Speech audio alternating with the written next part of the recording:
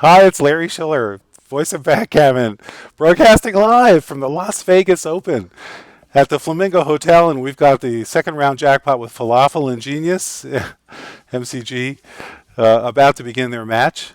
Um, and let's see, we're going to have possibly some XG commentary coming if Jack Edelson or Ben Friesen can make their way into the tournament room.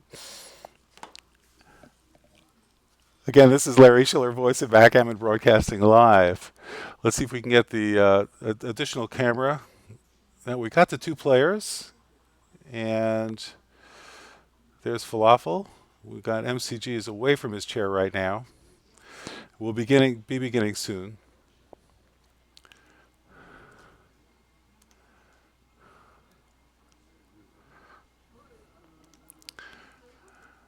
And there, MCG is taking his seat. We've got the checkers lined up. This is a match to 15 points.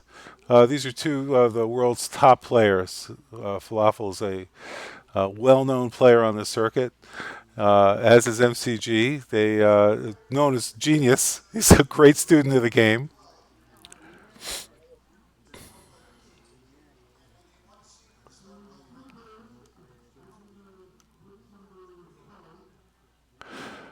And they are starting. They're starting the dice, and we've got an opening 6-1 roll. Genius does a standard opening play. They're having some discussion going back and forth. And here we go. Falafel rolls a 6-2, and he runs with a 6-2, which is the right thing to do when you're blocked in by the bar point.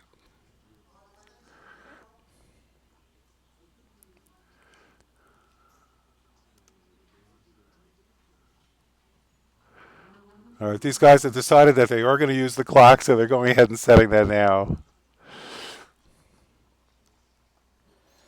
And they're trying to figure out the clock.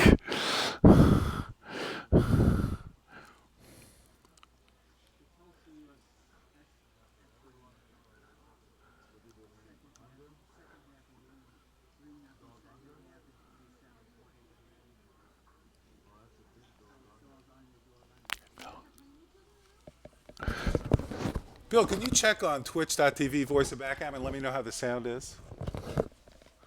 We got Bill Riles just walked into the room. He's going to help us out and just make sure our streaming is going well.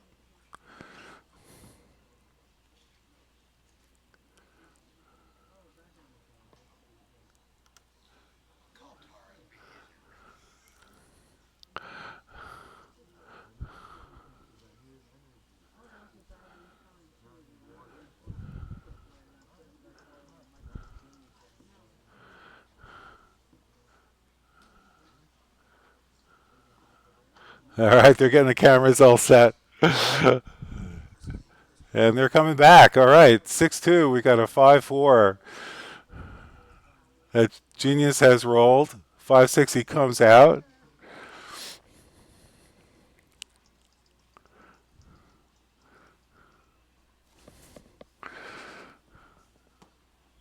And we want to make sure we can see these dice. Okay, he rolled a 5-1.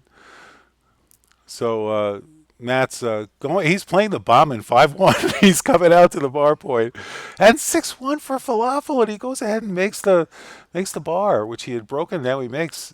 So we're back. Both players have the bar point. 6-3 keeps coming in with a 3-6. See if he can get away with it. Falafel's got to roll a 4 to hit. Double fours would be a joker, and he rolls a 4-2, which is a nice roll. Probably hit with a 4. He can't safety the 2, so he'll probably just move the 2 up and threaten to hit with a 6. No, he safeties up. He does not move. Falafel doesn't move the 2 up. Interesting play. So he's got that extra builder, and he's just saving the 9. All right, we'll see if Genius rolls it. And he rolled a 9. He rolled a 5-4, which is a great roll for him because he makes the golden point at Falafel's home board. All right, Falafel takes roll. We can see both players and see the expressions on their face as they're playing. And there's a 3-1, which can't make the 5 point. Somebody already did that. All right, so Genius is on roll. He's going to attack here. It's the last checker back, and he's got double twos. Excellent roll. Makes the 5 point, makes the 4 point. Instant home board for Matt Cohn-Geier. Falafel rolls, and he stays out with a 4-6. And now he's got a question. Is he going to cube? He's going to take a moment to think about that. This Matt has a little bit of a smile. He likes making the decision like this because, what could be so bad? And he is turning the cube. And Falafel says, no, thank you. Does not want to get gammon, even though he has the 5 point. He's got a 1 point board. Genius had everything. He's got both 5 points, 3 point board. Falafel had 1 point, single point board. Not much hope to win this game, and behind in the race to boot. So there you go. All right, again 6-1 is the start. We got 6-5, 6-1. 6-3. I'm missing a roll here. Okay, puts the other checker back. 6-1. And then we've got a 5-2. And he splits with a 2, brings a man down with a 5. So Genius has his blue checker back. And he rolls a 3-1. Makes his 5 point. Falafel's on roll. And he rolls a 2-6. So he can't hit. But he's going to button up with a 2, bring a 6 down, and now he's really got great opportunities to start making his home board. All right, Genius rolls a 5-2, and he's bringing 2 men down. If Falafel's going to hit with one of those checkers, he's open to attack because Genius has a better home board. And he comes in with a 5-4. And he's going to, he could run. He could make a point. He's probably doing a pip count to see who's ahead, if he's ahead or not. If Falafel is way ahead, he may want to risk getting a checker out of there. But for now, he's just going to go ahead and make the 3 point and make it a little tougher for Blue to escape his last checker. So MCG's hoping to get a nice big number to run out. He's got a 4-3, which is beautiful. He makes his bar, and he blocks Falafel's 4s. He can only get out with 6s. He rolls a 6-3, and he can safety that. Again, he just doesn't hesitate. He runs. And now MCG's going to attack that last checker if he can. He cannot, so he's going to have 3 builders. Brings the 6 down, plays 6-5. He's ready, unless Falafel can roll that 6.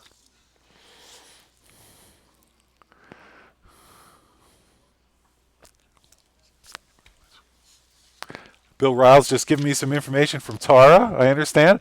So Tara says the sound is looking good, so we're happy about that.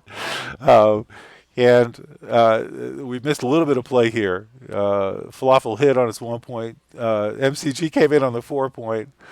And I can't tell what other die he has to play. It looks like a 3, and he may be debating whether or not to hit on the 3 point, although it seems pretty obvious that that's what you'd want to do because Falafel's got a blot on his own board, and you don't want him picking and passing. So he is going to hit. What I mean by pick and pass, like if White rolled a 2-3, he could hit Blue and then cover up his checker on the 1 point. All right, so Falafel's on roll. He needs a 3, rolls a 1-5, but he can now safety up on that checker on the 1 point, which is great. So this is a priming game for Matt. And he rolls a 2-1, beautiful. He buttons up safely, plays the 1, 7-6. He's ready, but Falafel is known to roll a 3-5 or a 3-6 in this situation. 3-2, he can come up and hit. But he just instead decides to make his 4 point. So we've got an attacking game now. And Matt Cohn-Geier is unable to come in. He's got the 4-1, but Falafel has his work to do. He's got to roll that 3 to come out. Anytime he doesn't do it, he rolls a 6-5, but he makes the 2 point. Now it's got a 5 point board. Can Genius roll a 5? He rolls a 5. It's pretty much game over. He rolls a 3-1 and stays out. And now Falafel's going to be thinking, does he have a cube? It's probably an easy take for MCG because he's got a lot of work to do. So MCG's thinking about it, and he's smiling, and he's looking over the position. He's got his head in his hand. He's saying, what do I do with this? So he's looking carefully over the position. Falafel, meanwhile, has got his head down, carefully looking at the board. MCG still thinking it over. He's deciding what chances does he have, and basically what he's thinking about is he going to get closed out? Is he going to get gammoned if he takes this double, and what chances does he have to win? Falafel does need to roll a 3 and then a 5 or a 6 to get out. and the question is how many rolls will it take him to do that? And on average, it's probably 3 rolls. I'm guessing is the average. I haven't done the math on that, and will have the time to do it. But in the meantime, Blue's going to roll, and he could come in with a 5 and maybe get a shot. So we're going to see what MCG's decision here. He's probably weighing the likelihood of a gammon in terms of making his decision. And he's thinking long and hard. And this is a mark of great players, by the way. If you're a beginner player and you're thinking, gosh, why are they taking so much time? There are certain doubling decisions in particular that are critical, especially when there's some gammon chance. So it's worthwhile if you don't know how to make a play and you are playing with a clock, or even if you're not, take your time. Take a moment to look over the board, see what all the different possibilities are, rack your brain to look at what other criteria are by which you should make a decision about whether or not you're going to take. And that's what MCG is doing, and he's really using up clock time. But this could be a huge swing. If he takes this and it's a bad take and he gets gammons, he's lost 4 points because a gammon counts for 2. A gammon is when you get all your checkers off before the other player has any of their checkers off and has a man outside their home board. So if that's what MCG is thinking about, it's a smart thing to do. He's one of the world's greatest players and is known as a tremendous tactician. Falafel's more of a field player and plays more by intuition. He's also very knowledgeable about the probabilities and what are the right and wrong plays on opening rolls and so on. But MCG's really taking his time. In fact, to the point where Falafel says, hey, MCG, go take your time. I'm going to go play on my phone. And there is a trust level here that, of course, Falafel's not going to memorize the position and put it into to the computer. It's not something that we even think that these top backgammon players would do. He's most likely making arrangements for a late dinner tonight. But he's back at the table. MCG still has not decided what his play will be. And for the beginners, you could see that he makes his decision and he drops the double. Uh, and somehow we have a score of 1-1, probably because the first game was not scored. uh, all right, so we've got a score of 1-1. He did drop the double. He was afraid of the gammon and didn't have the time to get in. And the hole was on the 5 point. If the hole was lower, it probably wouldn't have been any decision at all. He would have dropped it right away. But because that hole is on the 5 point, it's going to be hard for the opponent to trap him. All right, we're back to the beginning. They've got the cube set at 4. Of course, that's really at 1 or 64. Score is 1-1 in a match to 15. Both players are making notes. Falafel's doing his late night arrangements on his phone. Meanwhile, MCG is rolling the die, and Falafel eventually will get back to the table and play some backgammon here in the jackpot. All right, good. And he rolls a 3-1, arguably the best opening roll. 5 points, the most valuable point you can make, even though it's only 4 pips. Boy, it's a great point to have. He'll have that all game. And Genius comes back with a 5-3, makes a point, makes his 3-point, in his home board. He wants to, make his point. Falafel toys with the idea of his lover's leap of not going all the way, but he does. MCG now rolls a 3-2. And this is a great play. So he comes up with a 2. He doesn't come up to the edge to the 4-point. He only came up to the 3, which only leaves double 5s for Falafel and double 3s to pounce on him. And it's the recommended modern play. Back in the old days, people wouldn't have done that. All right, 2-1. So now he can button up. He's got an advanced anchor, but Falafel only has 1 checker back, and he's looking to roll a 6-2. Can he do 5-2? He almost did it, and he would have made his 3-point but Genius made it first, right? Because he could have played the 5 from the 8 and the 2 from the 5 to make the 3-point. He's thinking this over. He's slotted with a 2. He can't move his checker all the way back. All right, so now it's... he rolls double 3s is the roll, and that is a great roll. And, he doesn't block the 6s, which is interesting on this. It's surprised he didn't take more time. And, of course, what happens? And he's nodding. He's saying, yeah, I should have made the bar point. But he didn't do it, and now Falafel has escaped.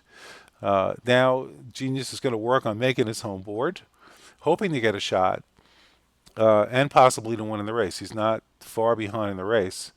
And in fact, he might even be ahead in the race because look, Black has only Blue, Genius only has four checkers in the inner and outer boards of Falafel, two checkers in his outer board, and that's only six checkers total. And Flavel's got nine checkers to get into his home board. He's got his work cut out, but he's thinking about doubling.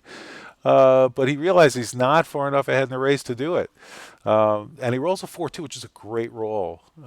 He blocks Genius's sixes. He did not make his 4 point. Very smart play because he's not ahead in the race. If he were more ahead in the race, he would have made his 4 point because he's going to have to make that eventually to make this work. But in the meantime, he's blocking a lot of good numbers, and eventually MCG may have to crash. Now here's 6-4. He's going to decide he's going to make his 2 point because there's no place for the six. I mean, slot is 2 point. No place for the. And look, double sixes. He rolled double sixes, and smart Falafel must be feeling good because he blocked it. Yeah, he's got a little smile on his face about the 4-2 that he played earlier, and he rolls another 6-4. He can play this safely, 8-4. 8-2 and 9-4. I'm sorry, 9-5. Or he could slot the 1 point and leave himself an extra six to play. But he does bring a checker in because if he does leave a checker on the 1 point, that makes it easier for MCG to leave, right, with a blot. All right, so MCG's now got his last opportunity. If he and he rolls, I can't tell what he rolled. Is it a 4-2? 3-2. So he rolled a 3-2. He's debating, should he bring the checker all the way in? Why not? He doesn't have sixes to play. And if he rolls a 4-6, he can't play the six anyway. And here's a 4-1. Is he going to play 5-1, 2-1? Is my guess, because he wants to maintain the block. He could play 13-8 and take a man from the midpoint, but he leaves 4-6. And boy, Genius has a great looking board, but it might be right to break at this point. It does give him an extra builder on the 8 point. And that would allow him to make his 4 point or his bar point, but he opts not to do it. He wants to maintain that coverage there. Let's watch Genius roll a 6-4. Oh, he doesn't do it. A 3-1. He slots the 2. He's getting ready. He's making a nice home for Falafel. If Falafel leaves a shot. And he rolls a 6-5, no question. Make the 2 point. He sees it right away. And again, Genius is blocked with his sixes. He needs a 4. And he rolls double 4s. What a joker! What a joker! He gets out with double 4s. And he's ahead in the race. He is, well, it's pretty close. I haven't done the pip count. But it's really close. 3-1. Obviously, Falafel's going to safety that. He's going to get ready. And now it's time to do the count. 6, 12, 4, 28, and 42 is 70, 68, and 11. 79 is what MCG has. And let me just, if I had a pen, I'd actually write that down. But they've done the math, and it's clearly not enough. Double threes. Look at this. He is on a roll. Now he's probably pretty much ahead, unless Falafel comes back with a joker. He makes his 4 point. Now it looks like he's going to consider the double again.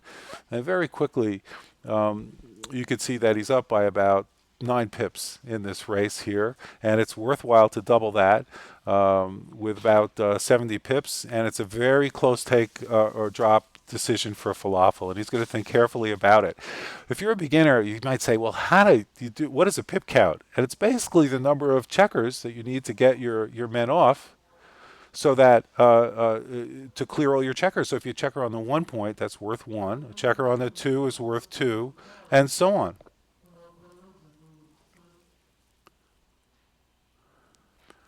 And then there's a formula. If you know your pip count and you know your opponent's pip count, you can actually figure out, there are ways to figure out if you're ahead by a certain amount, it's worth doubling. If you're not ahead by that much, don't double. And if you are ahead by a lot, not only is it a double, it's a drop. And that's exactly what Genius is what Falafel is trying to figure out right now. Let's look at Falafel's pip count. So he's got one checker on the 10 point, that's worth 10. 2 on the 9 is worth 18, that's 28. He's got 6 checkers in the 5 and 6 worth 33, so it's 61. And then he's got 14 on top of that is 75. So there's 75, and then there's 11 plus 18 is 29, 39, 49.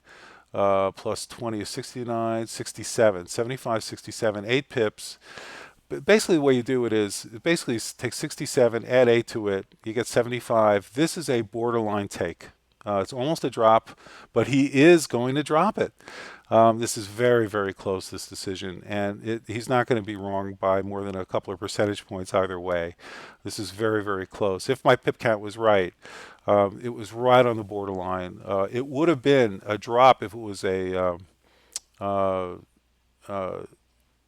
I, it's very close to being a drop, and that's why he did. So maybe it was a drop. It clearly was a drop. Falafel dropped it. All right, so Genius has 4-3. He's going to play the standard 4-3. Comes up with a 3, down with a 4, 13 and 9. And this gives him good coverage all over the board. Now there's a 3-2, and a lot of players make the mistake, which Falafel did not make, of hitting 2 checkers. So you hit the checker from 6 to 4. He could have played the 3 and hit on the 1 point. He did not do that, but MCG rolled a perfect number. There's another joker. First he has double fours, now a 4-6. He's got 2 men in the bar. There's a 4-1. Falafel's got a back game going, unless Blue can attack with 2s, 4s, and 5s, and he rolls 5-1. It's not good enough, but he's going to, 5-1? Oh, 3-1, I'm sorry. So he's going to make, he's clearly going to make his 5-point. Falafel would love to roll a 3 right now, and he rolls a 3, and can he make his 5-point, or is he going to make the 4-point? 4-point in the home board. You just can't miss that, but he's taking his time. He's got great 3s. He can hit with a 3 and then play 24 to 23. That might be the right play. Then you can keep all your game options open.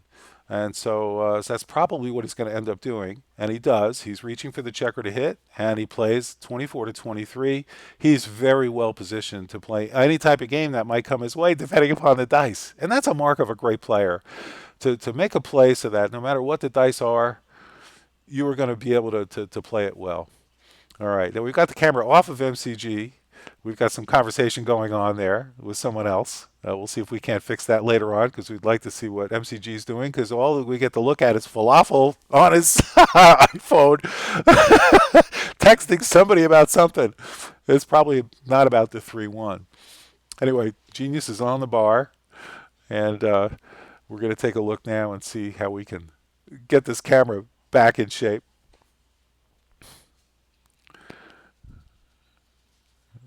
All right, this is like a mini break over here. And there we go. We're getting the camera back on MCG. He's thinking about doubling. Oh, he's on the bar, and so he's definitely thinking about making a cube right now. And he decides not to double because, why didn't he double? I mean, White has 4 checkers back, and the reason is, and he's got Blue has a better board, but White has a decent chance for a back game. There's a lot of work to do, and that's why. And there's so much volatility in a game like this. So turning a double is very dangerous. You might even get gammoned yourself turning the cube. All right, double 6s is what Falafel rolled. So he's going to make his own bar point, hit a checker, and then bring 2 men out to the opponent's bar point. Both bar points in one move. What could be so terrible about that, putting a man on the bar? But maybe it is terrible. He's rethinking it and putting things back to the way they were. His other option, he could point on the 2-point, put 2 men on the bar, and then prepare to really attack. So that's his choice right now. Does he want to go from a back game to an attacking game? Boy, that happened fast. And here's one way he can tell. If he moves a checker down to his bar point, he played all 4 6s, but he's got 2 checkers in, 5 and a 1. Notice he's got 9 men in the zone, Falafel, right? 3 men in his outer board, 4 men in the 6, 2 men on the 2. Now 6-3, he can make his 4-point, have a 3-point board. He cannot hit. He needs 2s, 5s, 7s, and 8s to hit, and he rolled a 9, a 6-3, so he cannot hit that checker despite the double shot. He can hit 2 checkers now. He can play 8-5 and 7-1. Oh, but it's not. It's Falafel's roll. So what's he going to do? So many choices. He can make the 4-point. He can, but if he does that, he really has no. He can make his own 4-point. He can make the opponent's 4-point, not really leaving him much of a 6. Very tough play. So many different possibilities. Making his own 4-point, even though it leaves a triple shot, might be the right play, but he's got 7 blots. White's got 7 blots, so Falafel would like to clean that up if he possibly could. And there's no real easy way to do it. So maybe the best way is to simply hit 2 checkers in his home board. And that way, unless Genius rolls double ones or double fives, he'll be okay. And that is what he ends up doing. He hits 2, leaves 2 blots in his home board. He's got all his game options open. He's got he knows Genius has the 5 and the 4 point, but Falafel's got blots in the 1, 2, and 4. If he gets hit, he'll come back. He'll anchor. The odds are very high. He'll have a decent game. That said, he's rethinking it. So he's looking again, and he's doing the hand motion. Falafel does tend to think with his hands, and then he's deciding at least he's going to hit on the 5 point. But if he does this, he's got to hit on the 1 point because it's just blot city. He's got 7 blots, but MCG is 2 men in the bar, and people have been known to dance. He's got a 2-6, and he's joking around about doubling or asking Falafel if he could possibly leave any more blots. So we'll see what if MCG is going to double from the bar, but it's highly unlikely because there's too many things that could go wrong.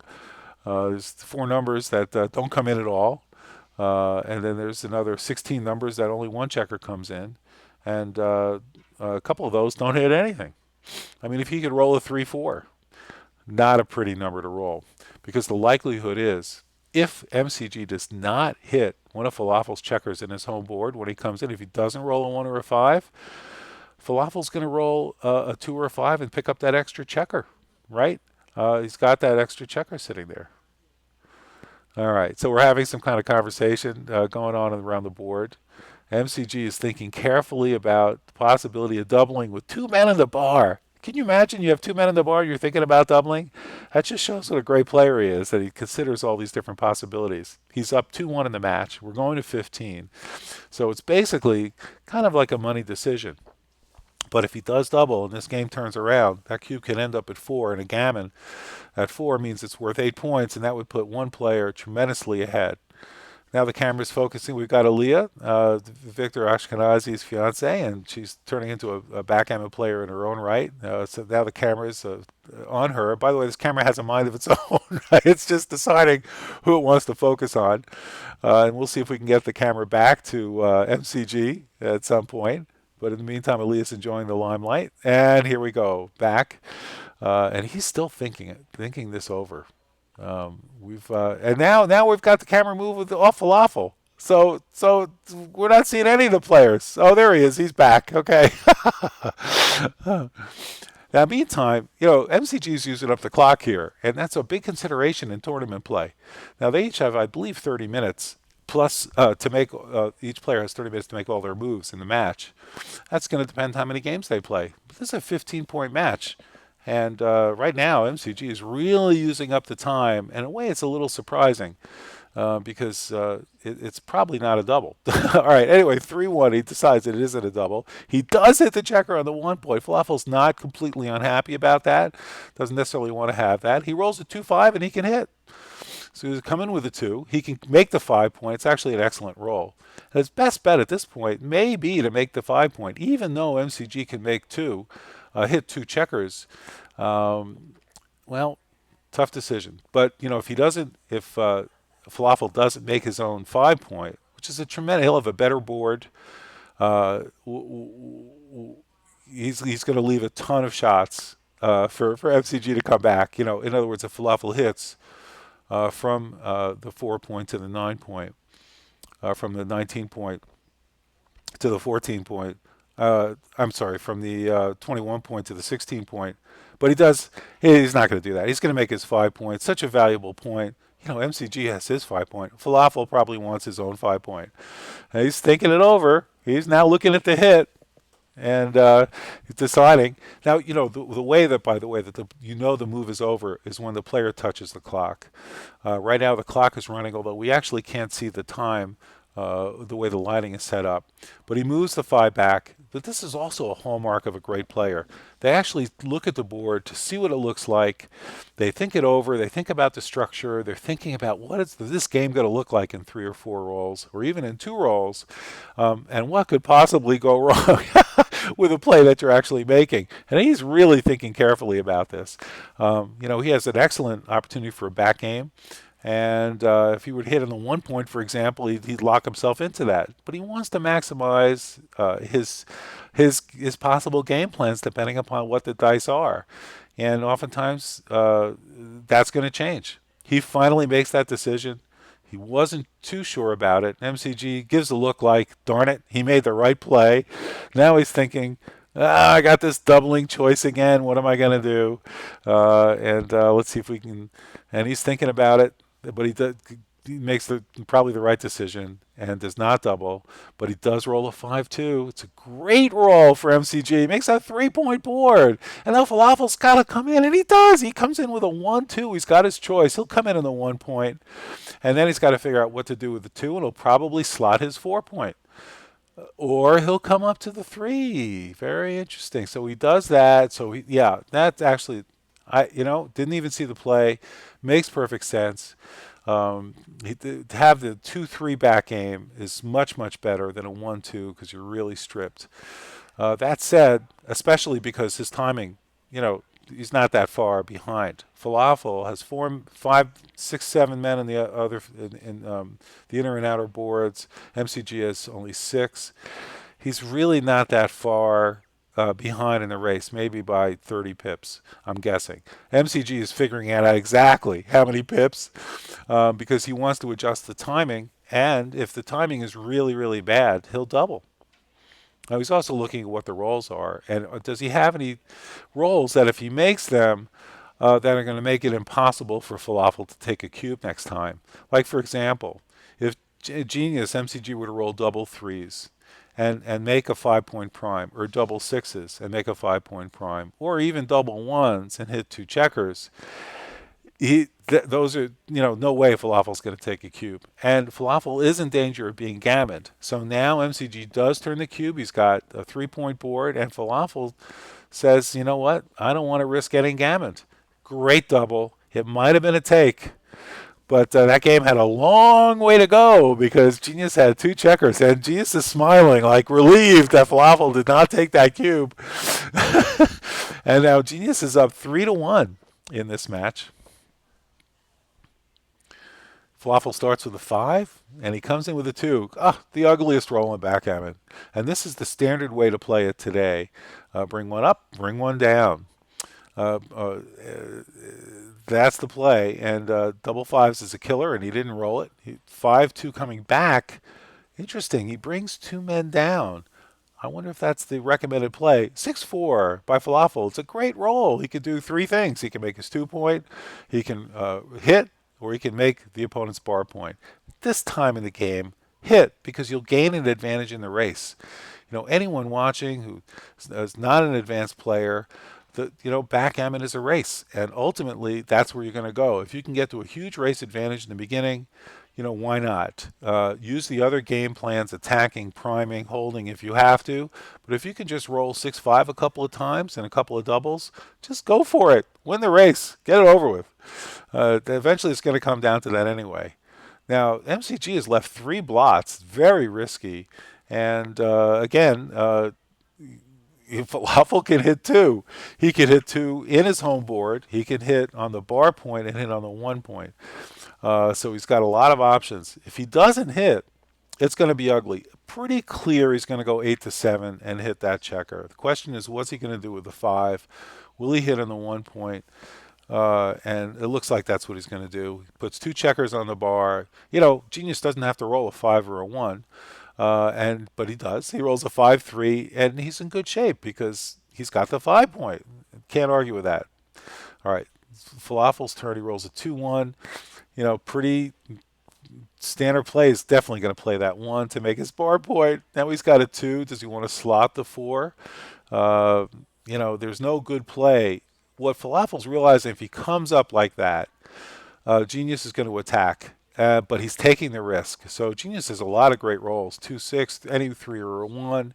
And he rolls double twos, no, 2-1. So it's a great roll. He hits 2 checkers. He's got 2 on the bar. And Falafel comes back and hits him with a 5.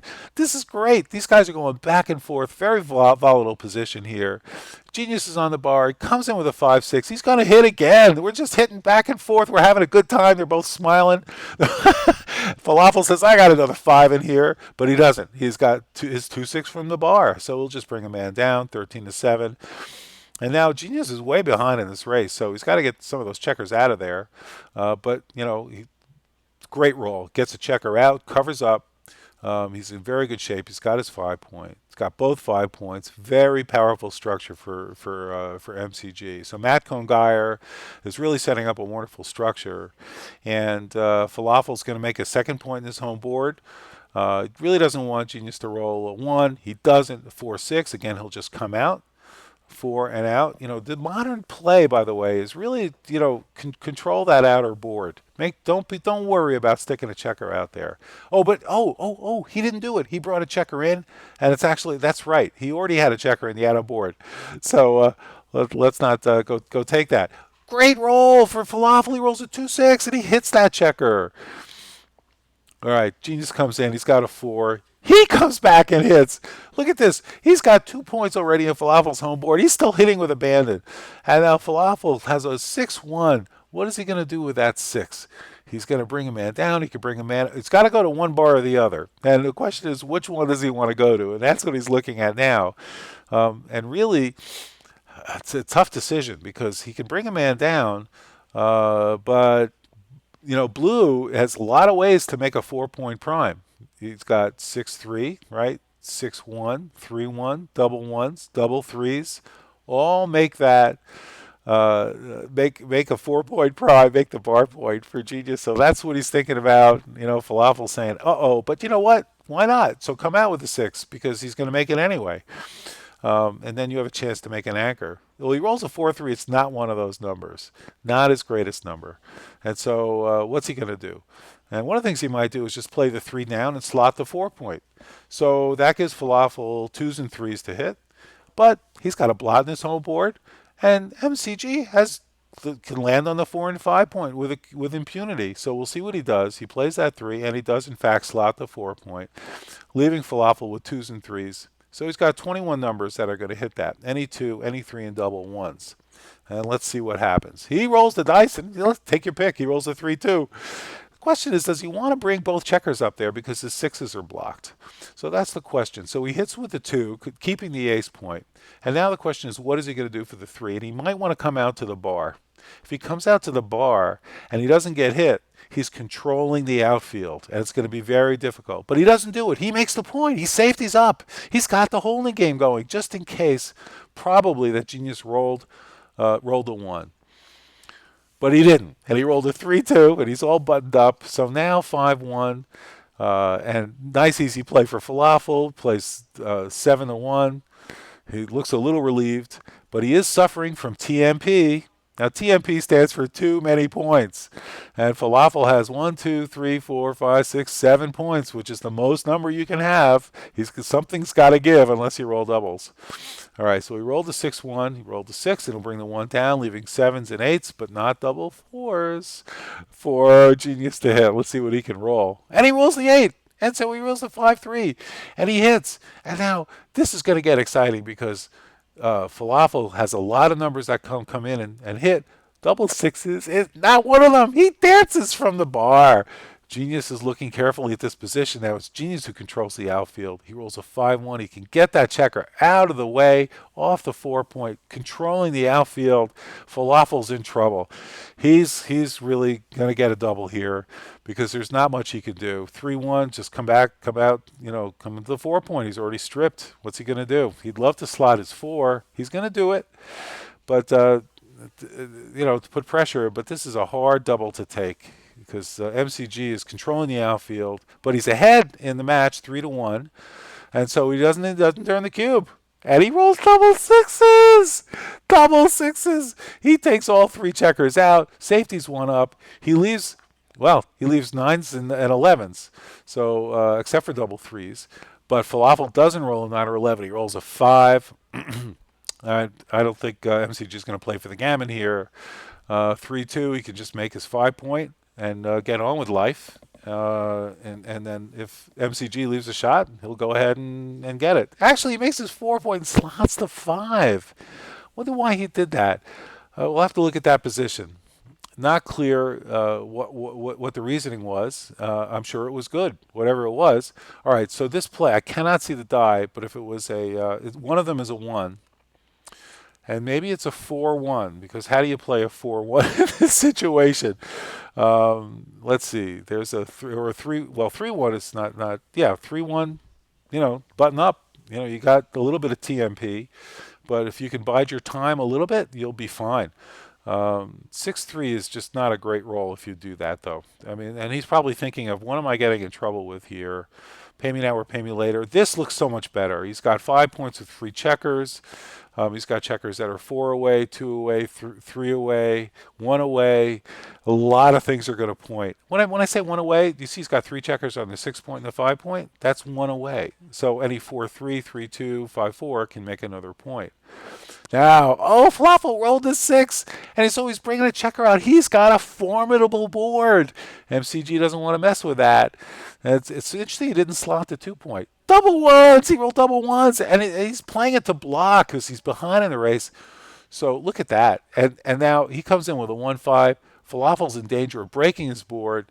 MCG is now thinking about turning the cube at this point. He's got him really hemmed in, and Falafel's going to start breaking his board, and so even if he gets a shot, he's not going to be able to hold him in. So Genius is thinking, what do I do now? I should double. And Falafel's going to say, if I take this, I'm have a small chance of getting gammoned. I do have an advanced anchor, but what are my chances of really winning this game?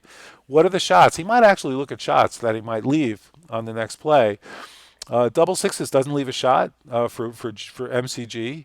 Double fives doesn't leave a shot. Double fives actually not that great a roll. It's pretty good, because he can make a 4 point board, but he doesn't want to leave a shot, so he can't move those checkers on the 14 point. Looking at 6-5 doesn't can point on him, and he rolls double fours. This is a great roll. So he doesn't leave a shot, makes his 2 point. He's got a 3 point board. Really, not much else to think about. I don't know why he's not doubling, but Falafel now has a perfect home board, and maybe that's what Genius is a little concerned about. Little surprised not doubling here. Can't take any risks, and so he is taking one now, and he's got a 5-4. Can he roll a 5-4? That's the number, and he doesn't do it. But he rolls a 5-1, and he's got to break his board. There's no choice. So, because if he plays the 5 out of the 4 point, he still has a 1 to play, and they're all blocked. So there's the 5-1. Now Genius is thinking about that. And he finally turns the cube. I wonder if it was the right cube, like 3 rolls earlier. We'll find out with the XG analysis. We will do this analysis after the game. Jack Edelson and Ben Friesen are Voice of Backgammon XG live transcribers. They're fantastic, but they're not available right now, so we're not able to provide that to you for this game.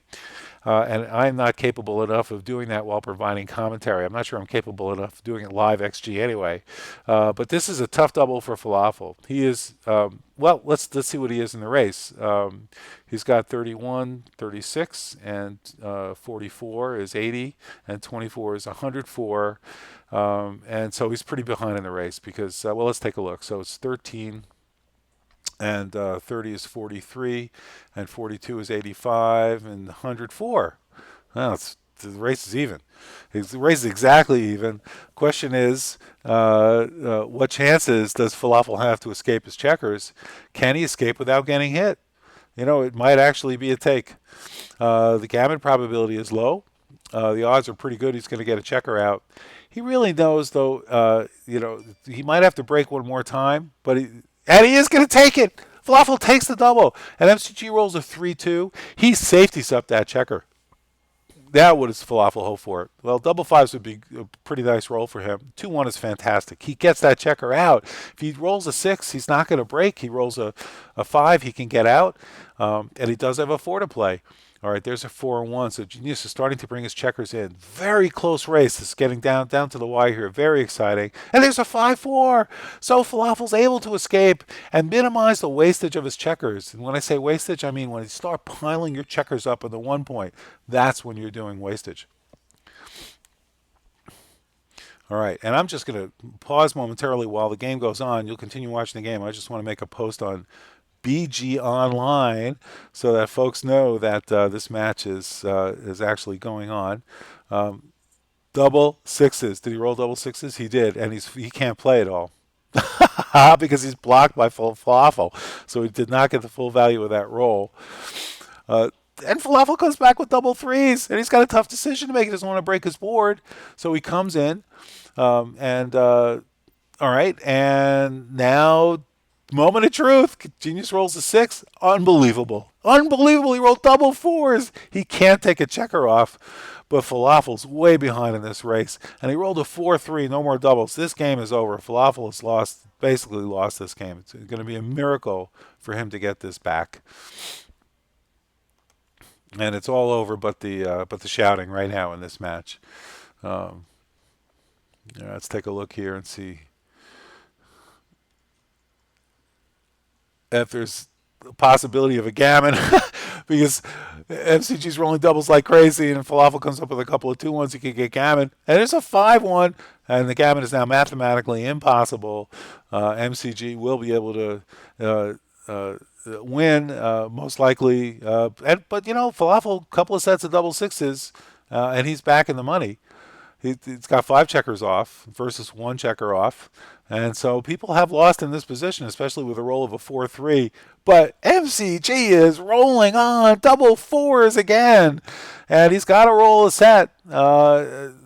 Let's see, he's got 4-4. No, he can possibly still win mathematically. It's possible. 6-3. He absolutely has to roll double 6s. If he doesn't roll 5s or 6s, that is, it's over. And he rolls a 6-4. It's over.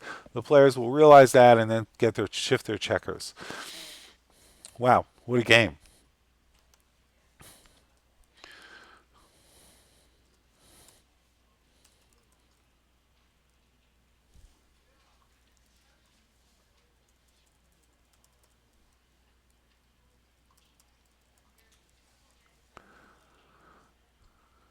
All right, we're getting the board set up.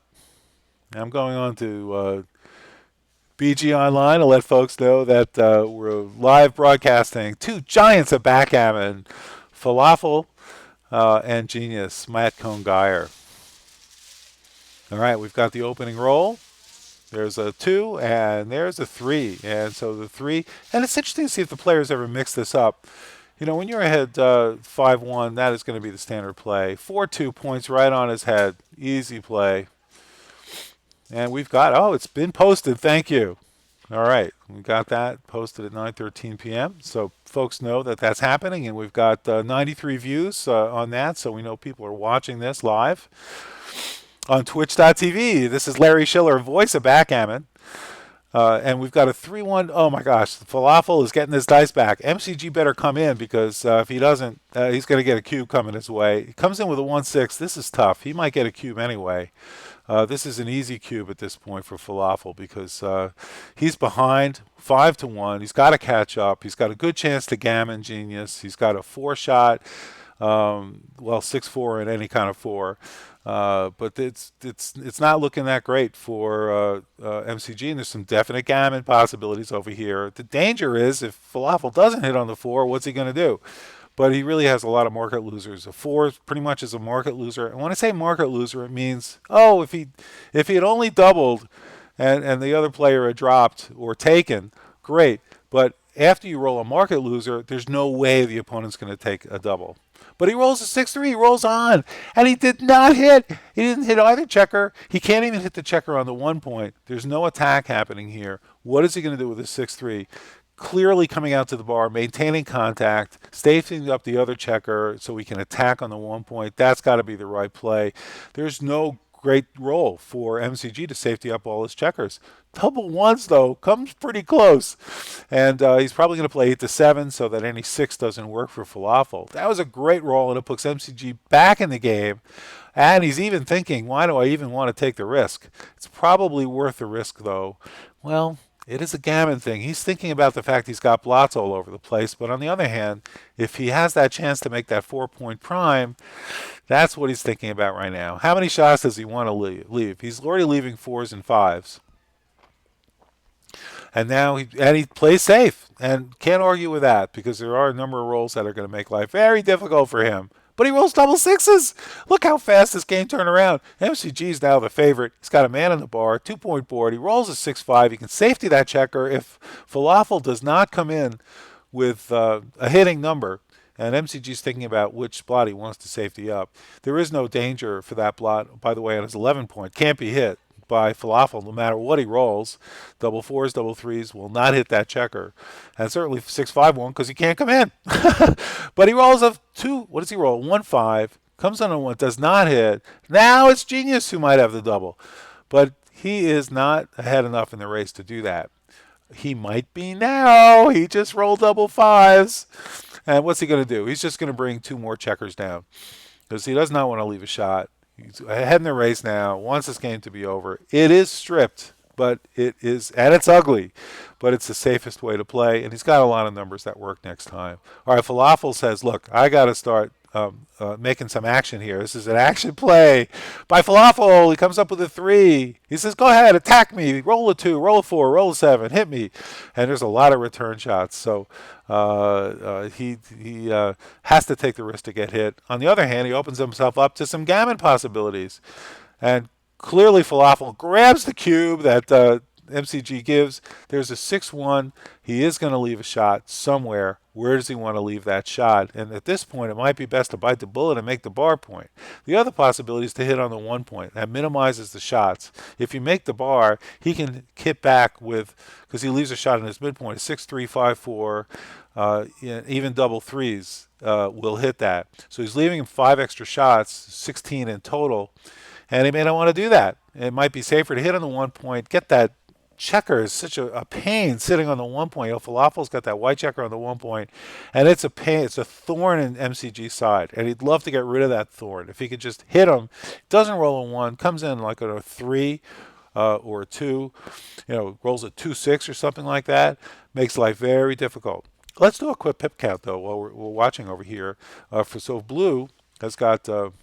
well, not going to be able to do that now, but he does decide to bite the bullet. He's looking at that potential play. All right, let's see. 13 and 22 is 35. Whoop. Sorry. Maybe I'll do a pip count from the other side. And he's looking at this 6-1. Interesting. So he's leaving 7s and 10s. So he's got 6-4. He's got 8 numbers that are going to hit over here. So he's, for the extra 3 numbers, is this really worth it? He's, and the other thing is, by making the 6-1 and taking your shot now, you're clearing that point. That said, the safest play it probably is this one, but the one that's going to avoid future repercussions is to hit on the 1 point. I haven't seen him look at that play yet. He's looking at this play as the play of choice, and this gives him, let's see, 70, 80, 90, 100 to 100, 2 plus 30, 115 is the Blues pip count, and he's going to make that play. He's going to give him the 15 shots. Well, let's see what he's got. Oh, it's not double 3s. Sorry, he does not have double 3s. 3-2 does not hit. He can button up. Falafel's got to be disappointed about that. Got to be a little frustrated he couldn't hit that shot. And there's a 5-1. He plays safe. This cube looks like a great cube. Falafel's got to roll some big numbers now. And but he doesn't do it. What's he going to do? He's going to bring men down. He's going to make his board and just prepare to make either the 5-point prime. Either way, he can do it. Double 5s for Genius. Unbelievable. When it comes time to roll at the end, Genius unbeatable. Falafel just has a look of disgust on his face. He can't believe it. Rolls a 4-3, probably bring 2 men down. He brings one in. I guess, he's not really thinking about the gammon. Maybe he's rolling so well. Maybe he is. And what does he roll here? It's a 4-2, looks like. 4 and a 2. He plays safely. So MCG's got to bring those checkers in. He does not want to roll 3s or 4s, MCG, because then he can't play off either of those points on the outfield. Any 3 or 4 means he's not moving those checkers. So let's see what he rolls. And he rolls a 5-1. That's great. And he, moves in order. He's got 3 men to bring in safely. There's no bad rolls for him next time. Meanwhile, Falafel has gone ahead and made his 5-point prime. Is it double fives? He rolled double fives. MCG's amazing. And he clears a point off the 6-point because he wants to be even there. Notice he did not take a checker off. If he had taken a checker off the 6-point, he would have had, off the 5-point, he would have had 5 checkers on the 6-point. And then if he rolled double sixes, he would leave a shot. And he's been doing that. 6-4. There's Falafel may very well get his shot this game. Now there's a 6-1. How do you play that? Do you make the 1-point? Do you run with a checker and bring a man in to avoid the gammon? May not worry so much about the gammon, but there aren't too many numbers that are going to leave a shot here. And certainly here, it's pretty clear. He's thinking about the gammon, but he wants to play safe. He thinks the gammon's not very likely, which is probably true. Falafel's, making his way. 6-4. So he's making his board. He's hoping he has enough time for MCG not to roll double ones. Double sixes! Amazing! MCG just calmly takes the checkers off like this happens to him all the time. Still, very, very low chance for a gammon. But I've seen it happen in this type of situation. We'll see if he can throw another set. He does it. It's 5-3. And it looks like he's got 8 checkers left. Double twos, that's going to end it. The gammon is now mathematically impossible. Is it? If he's got 8 checkers, let's see. 8 or 9. No, it's not impossible. He had 8, not 9. So, and look, it can happen. He rolled a 4-1. Can MCG do it? Can he pull a Cartomatic? What can happen? He's got 4 checkers left. Can he roll the doubles? 4-2. He doesn't make it happen. He just wins the cube at 2. But he's up 7-1 in this match. Wow, just rolling over Falafel.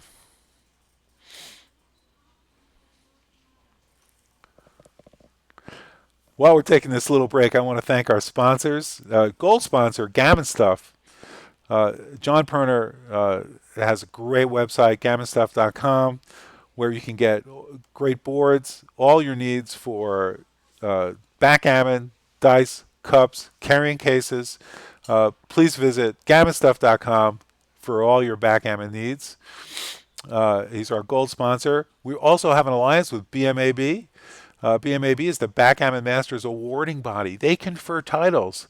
They just recently conferred Mochi with Super Grandmaster, the first one of its kind. All right, we've got an opening 4-1, and we're back. And I also want to thank the USBGF, who's a great sponsor of backgammon, promoting backgammon throughout the United States. And they've got some wonderful programs that are coming up that I hope to be able to tell you about later. MCG's not done with the doubles, by the way. He just rolled double twos. He's looking good. There's a 6-3 for Falafel, and he's debating whether or not to run the back checker all the way, or to play a running game or play basically, a holding or attacking game. He decides to run, and we'll see if he can come back with a 3. And he does. He comes back with a 3-1, which, by the way, takes away a great 3-1 for Genius. And that's one of the advantages of sticking that checker in the outfield, is it takes away some good rolls for you. Falafel rolls doubles, but it's 4s, and he's on the bar. MCG's thinking again, do I have a cube? He's got to be really good here because he's ahead 7-1 in a match to 15. He's 8 points away from winning the match. Falafel's 14 points away from winning the match. It means that if he doubles, Falafel is likely going to take because he wants to win his way back into the match, and he'd welcome a double. All right. Now, Genius is able to get one of his checkers out. We'll see if Falafel can come in on this tough home board here. He's got a 1-6, and he's not going to risk the gammon. MCG might think at some point he's too good. At this point, he would like to believe he could gammon Falafel. Falafel takes. There's basically no roll that's not going to make a point next time. Anything that Genius rolls, he's going to make either his 5-point or his 7-point. So no two ways about it. And Falafel knows that. And so, he's going to be dealing with a very tough situation. And if MCG is able to make his bar point, and only I think there's like maybe 15 numbers. Not no, it's 13 numbers. I think any five and double fours will not make the bar point. So that would hem in. Just picture the board with blue having two checkers in the bar point. How is white going to get those two checkers out of there? It's going to be really tough. And he doesn't even have a board. So his only gameplay would be, because blue has one checker back and white's home board, would be to contain that checker, prime him in, and then have blue break. That's a tall order here. But again, Falafel is going to be tempted to take just about any double, because it'll give him a chance to get back in the match. If he turns things around with some miracle rolls and turns the cube to 4 and Gammon's genius, all of a sudden he's up 9-7 in this match. So that's the game of backgammon, as a lot of the strategy takes into account game score. In a money game, MCG would be doubling and white would be passing. But because of the score, this lopsided score right now, the decisions get lopsided as well.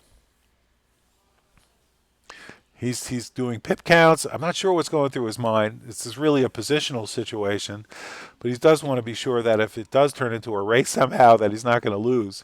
And he might be thinking, what if he rolls double fours or double sixes? Am I still going to be ahead? And was it a good double? And that's probably a smart thing to do in this type of situation. And he's turning the cube. And Falafel's got a really tough choice here because he's in danger of getting gammon. But he doesn't think twice about it. He's so far behind. He says he'll welcome any opportunity to catch up. 3-2 is one of those rolls that makes the bar. And MCG goes ahead and does it, even though he's leaving two blots. But it's only double fours and 6-4 that are making that happen.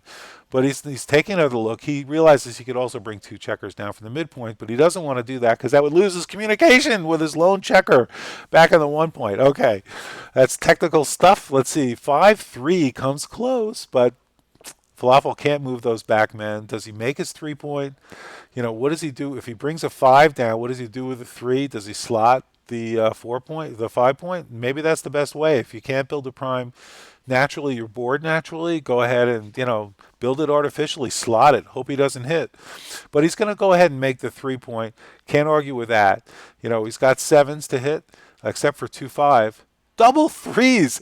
Boy, MCG is just rolling like a madman. This is a fantastic roll. Look, he's got a 5 point prime, threatening to make a 6 point prime. If Falafel doesn't roll a 2-6, he's in trouble. He rolls a 6-1, can't even hit. I mean, this is just an awful roll for Falafel. He's just like, he must be beside himself. Maybe the best thing he could do, though, of course, he does want to avoid the gammon at all costs. So he's buttoning up, and it's just going to play the long haul. Now, 4-3, there's a 6 point prime. So Falafel can hit and try to maintain, get a prime against blue. 5-2. What's he going to do? He's going to bring the 5 down and hit with the 2. Probably that's his best chance to try to win this game. And, in terms of a gammon, yeah, if he gets hit, he doesn't want a third checker back. But that said, blue, that said, he's going to have a third checker back. That is going to increase his gammon chances. So that's what he's thinking about here. This is not a roll you can really play safely either. I mean, how do you play this? 13-6? This is the only real way to play it fairly safe, but it does leave yourself open to 4 shots. So you still have an 11% chance to get hit if you do that. If you hit with the 2, you can play 5. You can play 6-4, and then bring a checker down. And so you're leaving lots of shots, but if you don't get hit, you're okay. Oh, you know what? I didn't even see the roll. So Falafel makes his 1 point playing safely. Didn't even see it. Didn't even consider that play. So kudos to Falafel for finding that. The other hope that Falafel has is, I guess, repeated rolling of double 3s by Genius. He's had a share of double 3s this game, but he's going to, have to roll 3 in a row to make that really hurt. So we'll see what happens here.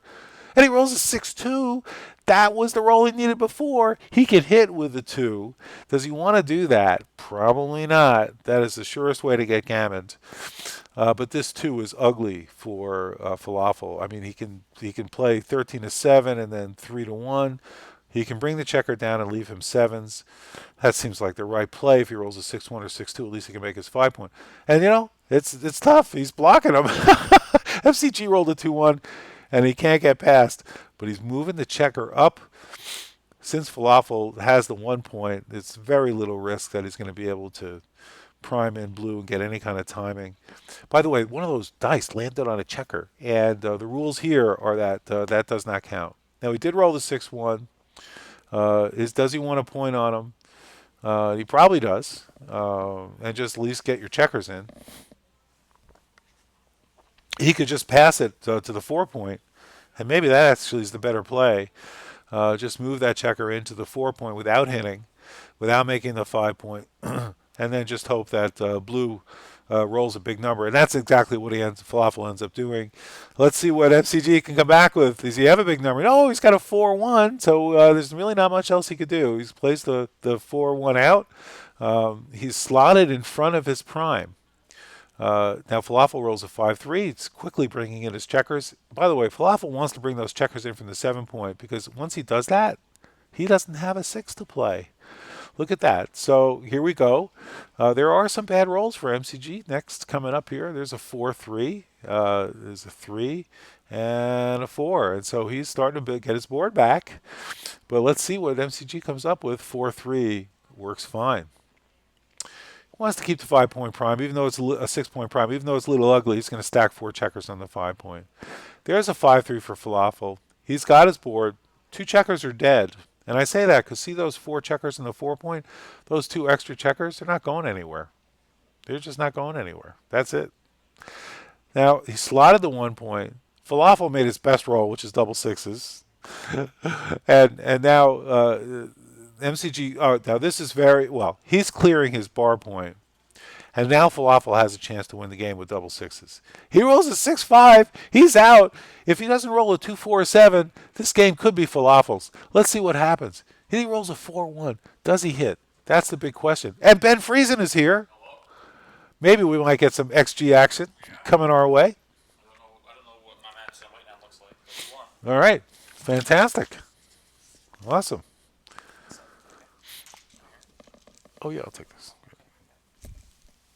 Oh, get my jacket in here. What's he doing with a 4-1? Is he going to hit? He's thinking about this play. You know, Falafel has a 6-1 to play, which is only 2 numbers out of 36. And he rolls a 6-3. This could be anybody's game. Falafel's behind in the race, but it's a miracle that he's come this far. And here comes MCG. Is he rolling? He rolls his set. This is unbelievable. Every time he's in a race situation, MCG has roll doubles in this match. Falafel must be, you could tell the look on his face. He's shaking his head. He's like, what happened? And notice that he's slotting the 5 point. Instead of doing the crossover, he slots the 5. I don't know if that was right because he's going to need doubles to make this happen. And so the normal wastage concepts don't come into play. Plays 5-2, and he's same thing would have happened. So we have the identical board regardless of how he played that. 3-2. This game is all but over. Falafel will mathematically avoid the gammon. He plays 5-3. And is able to get 1 checker off. He's prepared for double 4s. He's got to roll it at a bare minimum. MCG, what did he roll? I didn't see his roll. What he took off anyway. There's 6-5, and Falafel takes off 2, 4-1. We're just bearing off. It's all over, but the shouting here. This game looks like it's MCG's unless Falafel come out with an astounding comeback. And he's trying to. He rolled double sixes. But he's got 8 checkers left next to 5. But, there's a lot of misses. MCG could miss. He misses 1. If Falafel can do another set, he's got this game. And what does he roll? 3-2. So he's still off in 2 rolls, best case scenario. 4-3 is a great roll for MCG. Boy, this is going to be really tough. If Falafel rolls a 3, it's over. He rolls double 4s! Oh my gosh! Now MCG smiling. He says, Falafel, you got some of my luck. He's double 3s, 6-3. Double 4s, 5-6s. He rolled a 4-1. Amazing. Falafel came back. It's all but over. That's backgammon. It was really all but over. And MCG is smiling. He says, look, you're entitled to some good luck too, Falafel. Just this one time, we'll give it to you. That's very funny. All right, great. Cool. Awesome.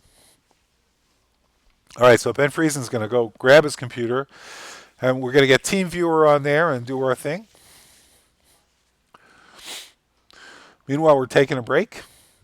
Other matches are going on. In the background, you can see Victor and Aaliyah looking at a match that's going on. I don't know if they're playing doubles. Aaliyah's having a head slap moment there for something. Um, Meantime, Falafel and Genius are taking a break. This is Larry Shiller with the voice of Backgammon. We're broadcasting live from the Las Vegas Open at the Flamingo Hotel. I want to thank our sponsors, GammonStuff.com, the wonderful boards. John Perner does a great job with everything that they're selling over there. He really is very careful about selecting the merchandise. Uh, you're looking for any backgammon boards or dice or cups, visit GammonStuff.com. Also, BMAB, the Backgammon Masters awarding body, they confer titles on the greatest players in the game. Voice of Backgammon is honored to have an alliance with them. They, when available, supply expert co-hosts, grandmasters to work with us. And of course, the United States Backgammon Federation, Karen Davis, executive director, is providing support for growth of the game of backgammon in the United States. And I'm Larry Shiller, voice of Backgammon. We are coming out with some exciting new apps for tournament directors throughout the United States that are working on a local level. So if there are directors and you're running a tournament with eight people or 10 people, you have a small mailing list, we'll have information for you. I suggest that you register at voiceofbackgammon.com. On the home page there is a place you can register as a tournament director, and then we'll send you information. The app will be completely free, and you'll be so happy when you get it because basically you just finger swipe the names over to the people who are playing, tell us what place they came in, and the system will award points automatically. This is a new app that we're working on now, and the beauty of it is that these points will be evenly defined throughout the world, not just in the United States. And it is based on the number of players and the strength of the field. And this is something that the American Contract Bridge Association has been trying to do, but they've been locked into their point system for many years, and that change is hard. So we want to get this going from the get-go. By the way, this will not replace ABT points or USBGF. Tournament players who are going to major tournaments, that's not who we're talking about here. We're talking by and large. We're talking about new millennials, 25-year-olds. They're working, they've got income, they're looking to improve their social life, but they'd like to have an intellectually stimulating way to do it in an environment while drinking a beer. And so playing backgammon in a bar, in a local club is an ideal pursuit for these people. And they're by and large not in it for the money, to play for money. Some are, but that's up to the director. But they're motivated by points. People who play tennis in the USTA, people who play contract bridge in the ACBL, people who play Scrabble. Millions of players are motivated by the points, and they get the endorphin release that comes from coming in first and winning some points and getting some bragging rights when you're number one in your club in points. So we're excited to release this. It'll be coming out in the next 4 to 6 weeks, and we'll keep you posted. But you get the latest news on that by registering at voiceofbackgammon.com. You'll also receive notifications of live streaming whenever they occur, and we've got lots of news that are coming out. And if you speak Spanish, we've got it all in Spanish. So just take a look on Espanol on voiceofbackgammon.com for language of your choice. We'll be adding other languages as demand requires. All right, so we're now, Falafel's back sitting down.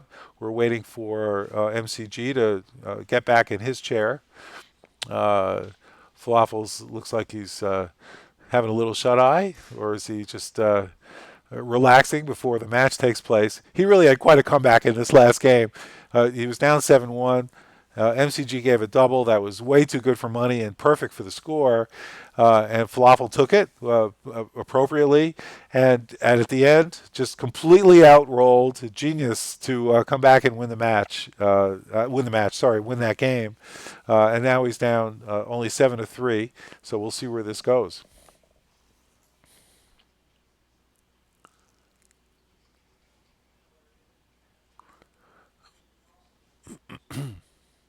Shortly, Ben Friesen will be joining us to do live XG commentary. We're going to set this up using TeamViewer. And I'm going to get that going now as we're waiting for the players to resume.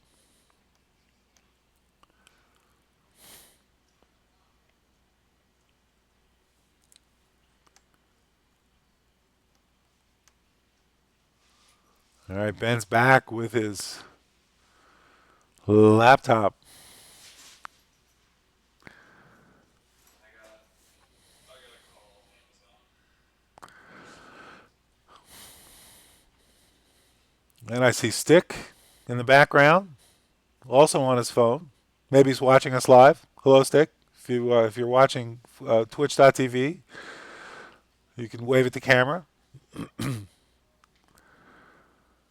This has been a very exciting match so far. I'd love to see the percentage of doubles. Actually, both players rolled in this last game, but MCG throughout the match, especially when bearing off. It looks like it's a lot more than 17%. Jack Edelson's in the room. Welcome, Jack. Now we have both XG live transcribers here. We could do a friendly XG transcription contest with Jack Edelson. Better than me, just period. Not just the back. All right, modest Jack Edelson is here. Hair. And he has more hair. All right, these guys are taking a break. Falafel's sitting at the table. Maybe MCG has gone ahead and taken a bathroom break.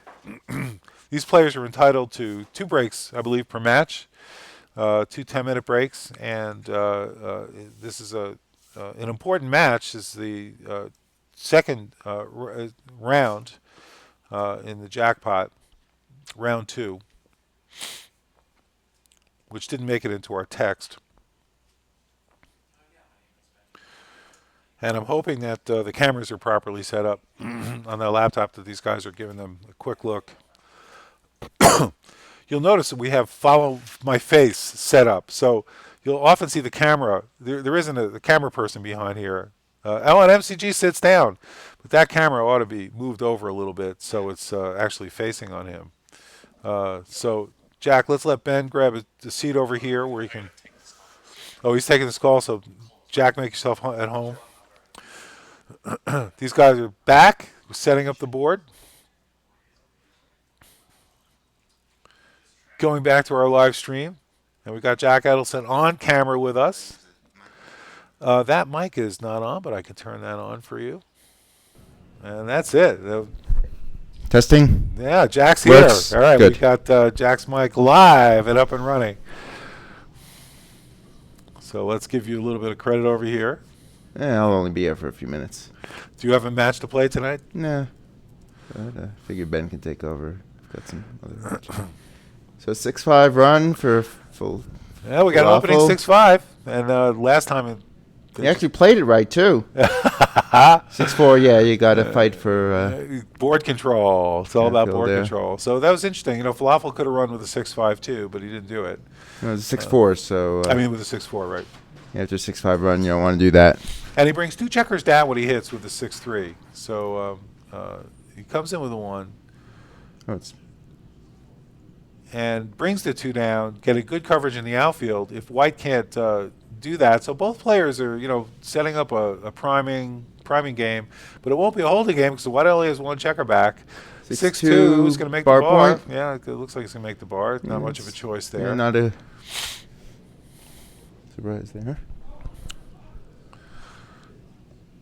All right, Falafel shakes those dice carefully. 5-3, Rolls a 5-3, so it's going so to make his 3-point. 3-point, or he could also run if he wants to. It's, you know, running the last back checker, which is often a good goal. But especially because MCG's midpoint is stripped. He's only Yeah. got 2 checkers. So Yeah. if Falafel would have run with a 5-3 and then Genius were to hit with a 4, he'd be stripped. But that said, he'd also have it's 12 23 men of his own. numbers to hit. But a 1-point board, I think this is a good time. I assume he's ahead in the race. Jack is doing the pip count. And he is running. Yeah, I like this play. He has 136 after the roll. 6, 8, 7, 9. How much is he ahead? He's up 17 after the roll, I think. Well, To me, this is you always run the last guy. There's a threat of a prime. You know, Pottle's law I think comes into effect. You always run the last guy. I can see making the 3-point. Your opponent has, you know, the ace point game, but you're giving him a chance to counter prime you. I prefer to run, but Well, who knows? And this is really instructive. Like Falafel carefully looked at both plays, and this is a great thing for beginners to look at. By the way, he would have hit with the 5-2, so maybe Falafel is right to stay back, and this is not a great position for MCG. Yeah, 5-2 is a very, very, Falafel- very poor roll. It's a poor roll. Falafel doubles. He turns the cube. He's down. Very reasonable 7-3. double. He's down 7-3. Very He's gotta strong catch double. up. He's got some gammon chances here. When you're holding the 1 point, your gammon chances are pretty high. I think MCG has to take this though. I mean, he's got sufficient counterplay against the blot. Even if he falls into an 8-point game, he's still got some decent winning chances, and you've got the counterplay. So I think it's a clear take, and he takes his time and makes what I think is the right choice. So Genius has taken the cube that Falafel has thrown.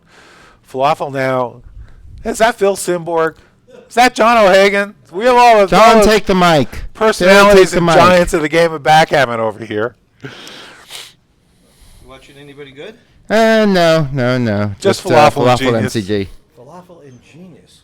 Well, I So he have a lot of flops. respect for Genius, but I beat him at Pineapple Bluff Gammon last night. Oh yeah. He only knows this game. Right. And I beat Mochi in Cyprus, ping pong.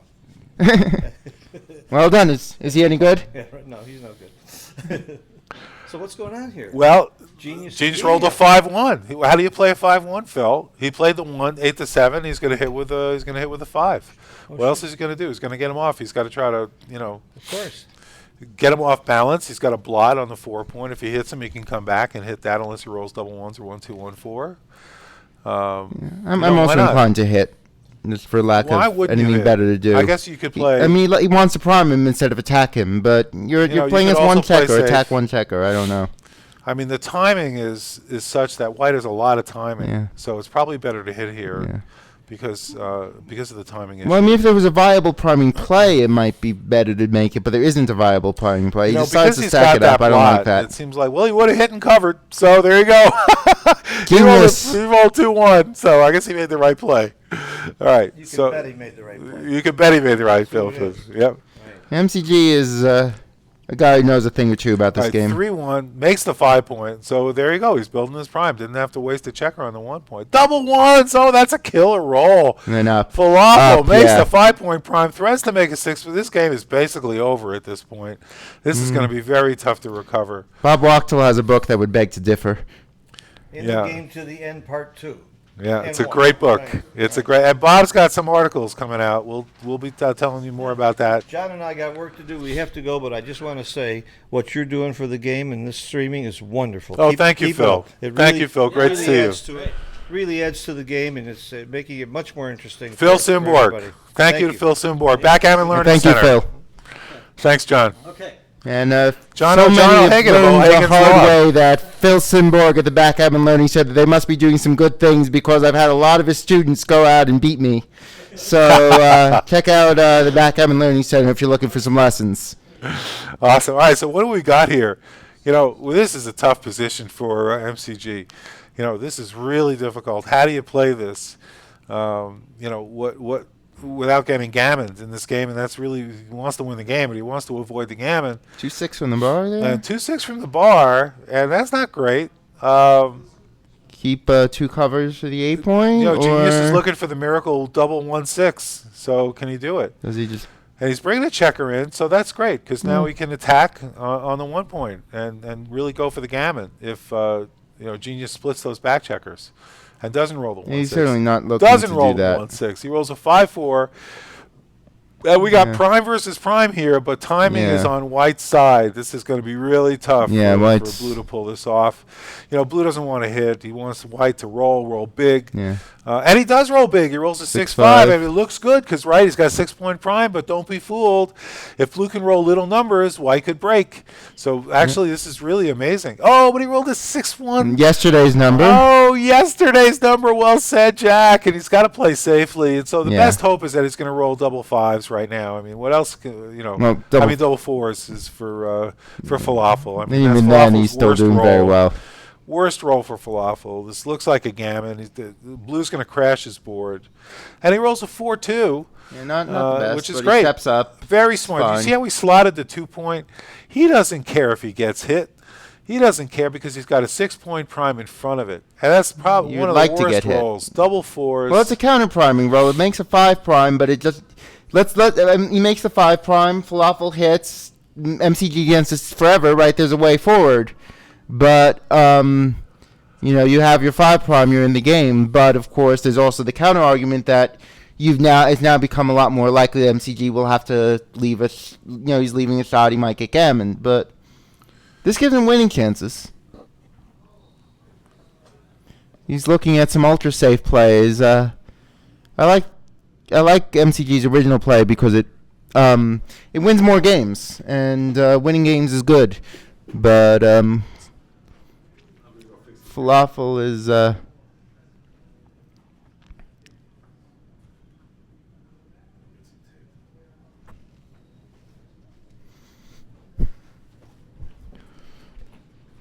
I mean, MCG is looking at playing something like 6-2, 5-1 here with his last two, just playing safe, not hitting, and not getting gammoned.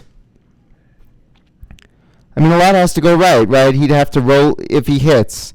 For MCG to win, Falafel would have to roll an immediate ace. MCG would have to fan. Then Falafel would have to keep moving things forward without rolling a 6. And MCG would have to keep bouncing when he's a favorite on every turn to enter. So maybe the safe play is right. The more I look at it, the more I like MCG's play. So you played safe in 3-5, just bring it in. You're killing 6s. You want to start killing numbers here. This is common strategy, right? You want to avoid breaking your board, so the more numbers you have that you don't have to play, the better. Because it means you don't have to go forward as quickly. Hold your board for longer. Simple reply by Falafel with a 6-1. 6 is an excellent roll. See, MCG killed 6s, and now he doesn't have to move at all. Very instructive point there. Falafel just wants to spread out his spares in his own board. Keeps the spare on the 6 so that he can play more numbers safely. There's another crack in MCG's board. 6-1. He plays in. There's only 6-5 leaves a blot because of the spares on the 6. So nice careful bear-in technique by Falafel. Double 2s. And he has choices here. He can play 6-4, 5-3. He could take a checker off with the idea that MCG has a weak board. But he is stripping the 4-point there, and couple of quick 4s could leave Falafel pretty awkward, putting a stack on the 2-point. These technical plays can be difficult. And Larry Shiller is going to come back, and this is Jack Edelson here, but maybe Larry will get his view, because I'm not sure how to play this, and neither is Falafel. Maybe 6-4, 5-3. This just gives a nice visual impression. It's a nice sort of wave of checkers. I like this play. 4-3 breaks down the board more. And now we can see Matt's face a lot better, so apologies to our viewers.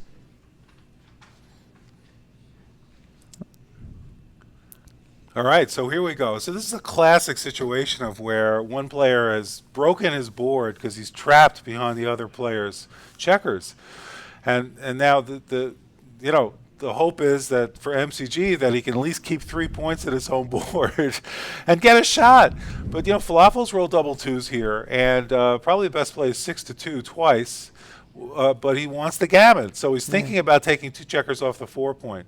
Well, if he was to play one off the 6, it would be 6-4, 6 off, like he did there. So he got 1 checker off, and he's got 10 checkers left. And there's a 4-2, and poor Genius can't move one of the back checkers. He can get backgammon in this game. So let's see, what does he play? He gets a 5-2. He can play safely. Genius wants to get one of those checkers out of there. His double fives don't doesn't have count. to- We don't it's play illegal. dice on checkers so well. And he's got a 3-1. He still can't move it. He's giving a wry smile like, oh, I've seen this before. I've seen this movie before. And 6-3 Falafel plays safely. He's smiling. He knows what's going on. Can Genius get out? He rolled a 6-3. Now New Falafel favorite. can leave a shot. Oh, a lot of numbers leave a shot. And that's not one of them. He's going to hit and pass. And Jack up the boy, gammon that's a chances. Great, the odds are like 65%. Are he fans? He fans. MCG Some odd fans. backgammon chances here A as lot of MCG takes backgammon his chance. And head. he rolls a 6-3. He's got to Not leave a great. shot. He can He leave two looks at shots. the camera. Falafel's And then he makes the right play. Of course he makes the right play. He's not going to leave two. It's not. He had to pause to. Can MC and he rolls a 2-6. He comes in. He could possibly avoid the gammon here with a miracle. He's going to need a But, set. And he rolls a 2-1. It could be the Falafel Yeah, he might misses not twice even more. need the set, Falafel but- needs 3 rolls to get off at maximum. There's a 6-1. He's going to just play for double fours and make sure double fours plays. He's going to check it out. Well, he can't get double fours. He can only get double fives. But this way, double fives plays as opposed to the other way where it does not. So fives or sixes. Let's take a look. So, Yeah, because this way he bears into the 5 point. yep. I have to look at that double fours. I'm not sure. And he doesn't do it. He rolls a 5-3. Tie match. Look at this. Falafel made a great double early on. This is so instructive. Here's what happened. If you're a beginner player, an intermediate player, and you're looking at this, like, how did this happen? So the score has everything to do with it. Falafel turned an early cube that was a little gammony, and MCG took it and got gammoned. It's a double that Falafel never would have made for money, but because of the score, he needed to catch up quickly, and boy, did he catch up quickly. Now it's 7-7. It's basically now it's a match to 8.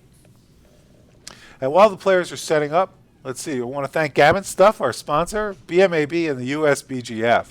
All right, 5-2 again. Backgammon's most boring opening roll by Genius. He plays the 5-2, 1 up, 1 down, and there's a 6-5 Lover's Leap. And Falafel runs all the way, 6-3, and that allows. This is a running game. So this is MCG's not up a 5 holding game. pips. This is almost identical position. Jack said correctly 5 pips because you could just see there's 1 checker difference. Falafel is 3-1, very nice. He's going to try to prime in Genius. Genius rolls a 4-2. He's going to try to prime in Falafel. So this is the game we've got. Both players playing exactly the same strategy. And there's double fours. So Falafel rolls double fours. So he brings 2 down, and he makes his 4 point.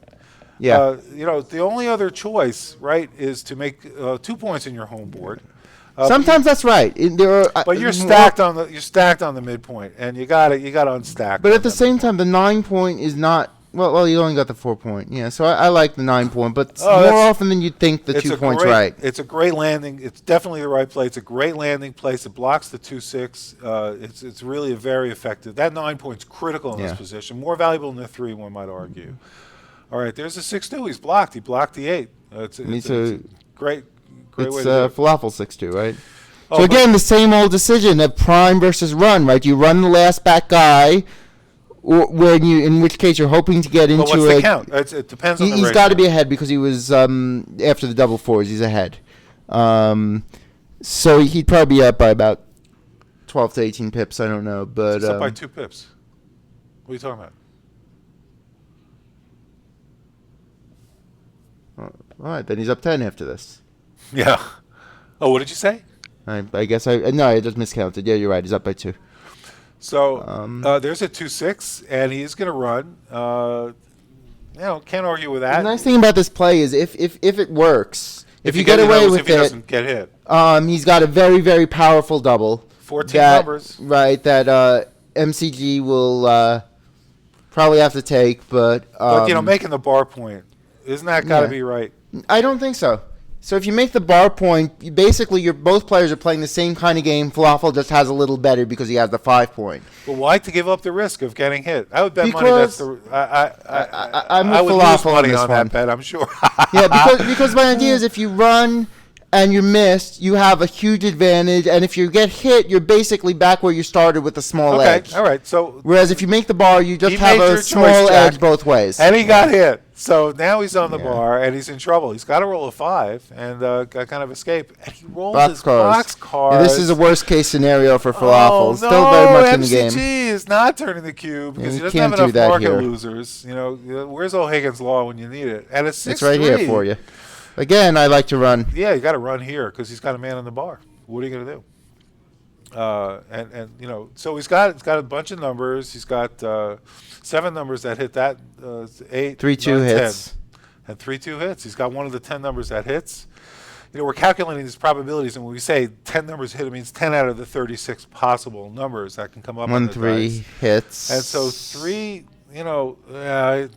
does he want to do that? Yeah. Does he want to do that? Does he want to come in 3 and safety up in the 1? What is the race, basically? That's, bold versus safe. This calls for safe because Falafel has a 3-point board, and he's only got a 2-point board. At the same time, what's your game plan? Just stay back on the ace and let your opponent run and No, win? come in on the 3 and play the 1, 9 to 8. That's the alternate play. Yeah, I'm I not don't- saying it's I right, don't like but that. it's You're worth still looking at. you're still asking to be attacked on the 3-point. No question. And you got 6s and 3s to Yeah, I do think it. this is clear. But- You attack a single checker that's back. And now he's got a 1/3 chance to hit that. And is Falafel's thinking about the double at Cuban? Is that what's going on? Oh, what happened to our camera? It focus on her face, I think. In the background there. All right, back to Falafel, and he rolled a 6-5. Can you imagine? He got from the bar 6-5. Excellent roll if there's no 2, and there is no 2. So it really worked out for Falafel, regardless. He came out and he got hit, so that's the point in your favor, Jack. You say, do it, but Yeah. you use subsequent rolls of that hole on the 5-point. Yeah. Let him escape. All right. Yeah, as long as you recover fine if you're hit, then you might as well Now, run would you out. double here? You're Falafel. What's the race? Well, what is the race? 271, 110, He's ahead in the race. 124. Probably ace like 13 to 14, I'm guessing. 83, 88, 100. I have Falafel down 1, but I could That's be it? wrong. Oh, okay. I didn't realize it was that close. I could be wrong. No, it could be. It actually doesn't look like it. I'm looking No, like I this is miscounted. checkers. He's got 11 pips to go. 10 pips to make it even. And then move 123 that for over. blue. 10 minus 6 is 4. No, I think Yeah, he's that's down right. 1. Yeah, Counted it twice. It's got to be right. that's right. You're right. Yeah. The thing is, though, right? MCG. When you're back on the ace point, right? Your game And he plan doesn't has to be to double. run eventually. And he doesn't know. He must have done the count. Came up the same answer as Jack. And he said, okay, we're not doing it. So Falafel has a 6-4, though. That puts him, really, much farther ahead in the race. Right. Does Here's he make the question. bar? Does he make the bar and leave the 2 shot, which duplicates 2s? And I don't think that's the right play.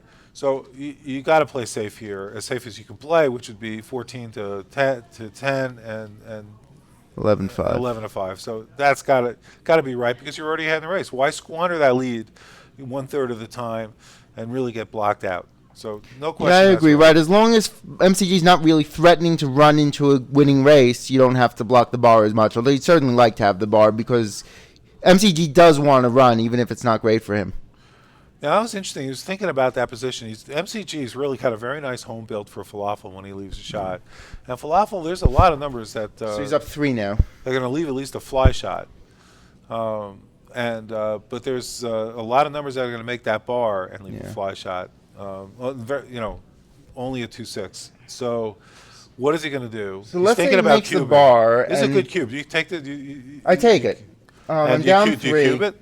So let's say Falafel makes the bar and MCG He rolls cubes something it. Falafel nondescript. turns the cube. What does MCG do? He's got a big decision here. Yeah, it's a clear. He takes it right away because Yeah. the race. MCG's a race guy. He says, "Look, it's overrated. Yeah. People not taking it." What do you do with a 6-1? So you come in Yeah. with a 6 and you play Yeah, 6 this to 5. seems Totally normal. safe, nice balance. MCG's looking for the 6. There he we rolls a go, and now 6-5. you just gotta make it a Lover's race. leap, and he goes. And now this is a very close It's game. close, In fact, yeah. Falafel's behind. Is he? Well, 6-4, he's not anymore. And he comes in with a 6-4. He's coming out on the 4-5 at 6 points. And by the way, you might have wondered why he didn't play like 7 to 3 and put a checker on the 3-point. There's nobody there. It's the best practice we have found to put your checkers on the 6, 5, and 4 points first.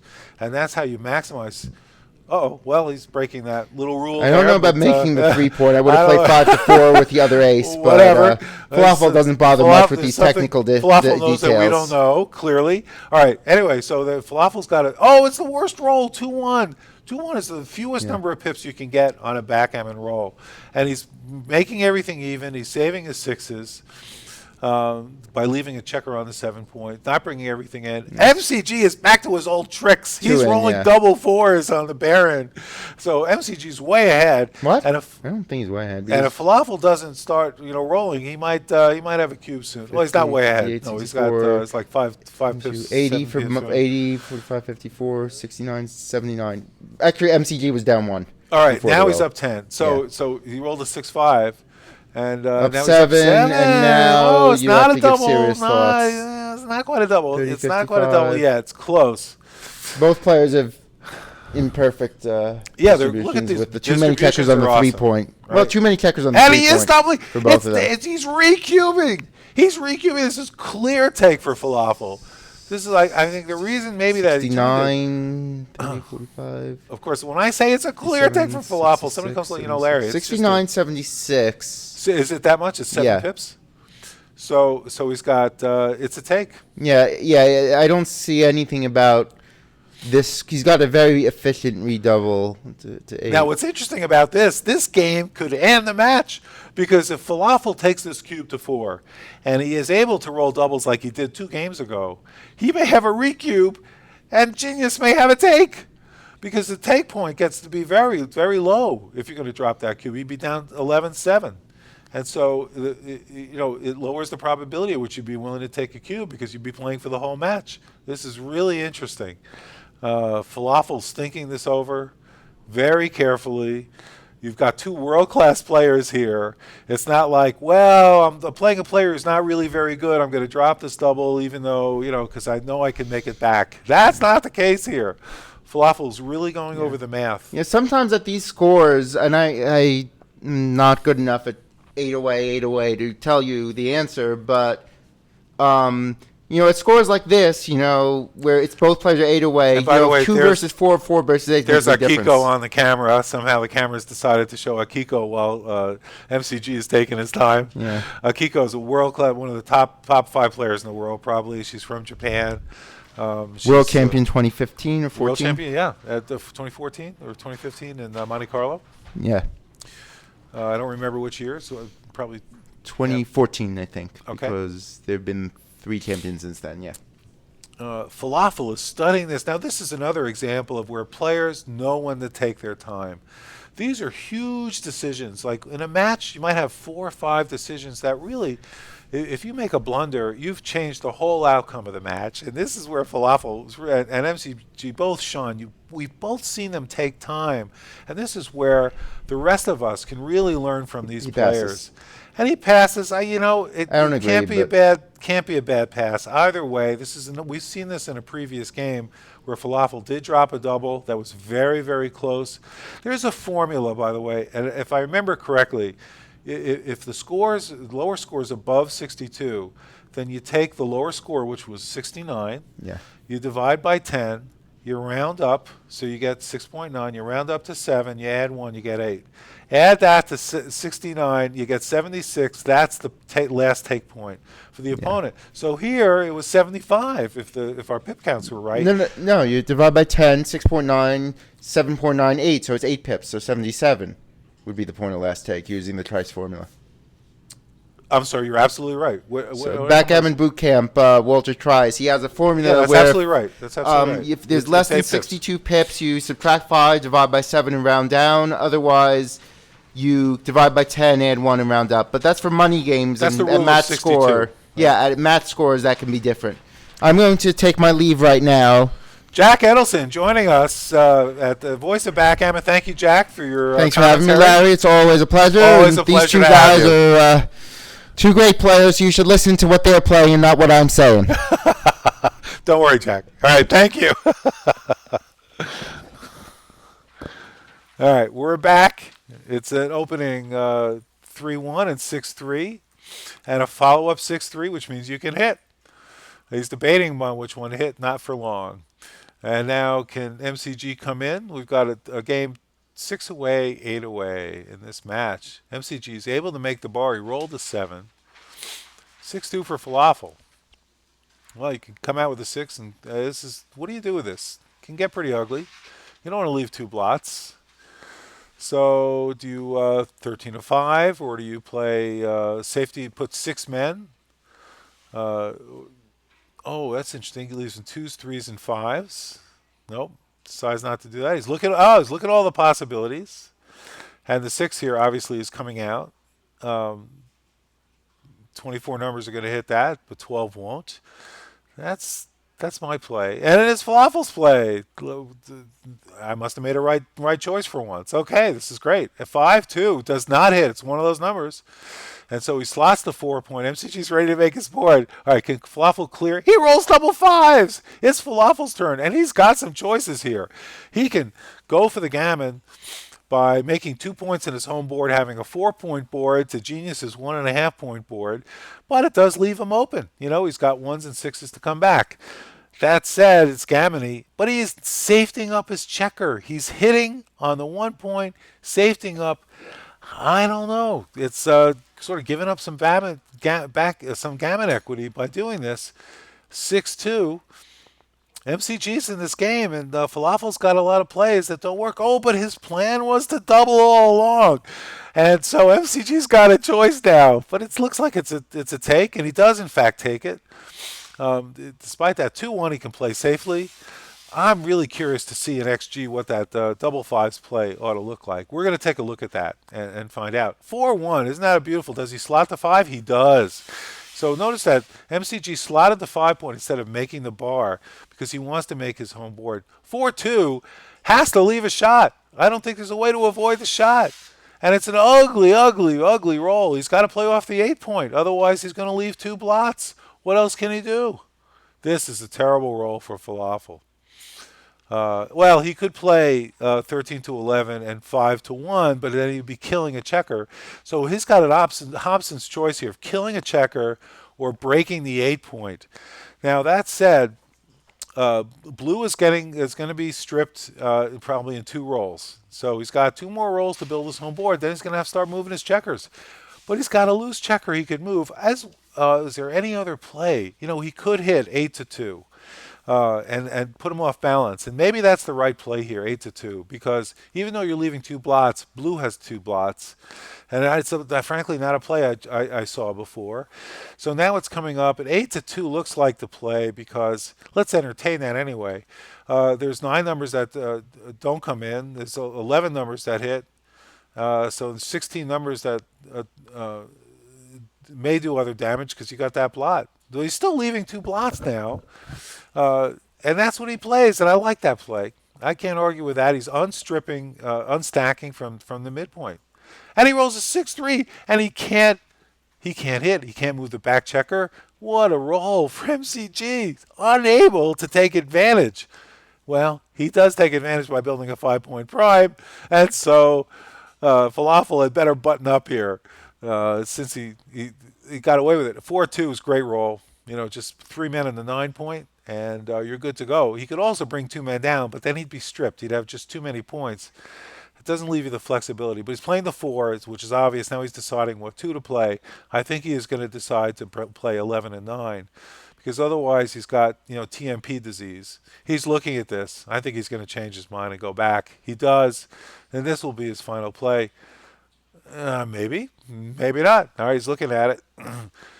One of the things the players can do in this situation to figure out the right play is to actually go through all the different rolls. So, for example, if he rolls a 2-1 and he makes the TMP, the too many points play, he's got a lot of numbers that leave shots, I believe. I haven't counted them all. But MCG plays double 5s. Amazing. He's doing a count in the race to see that he's ahead. And it's probably pretty close. In fact, it's so close that he is deciding possibly to maintain the contact. So he's up. Did he play the right number of checkers? I'm not sure he played the right number of 5s. Probably did. Falafel didn't call him on it.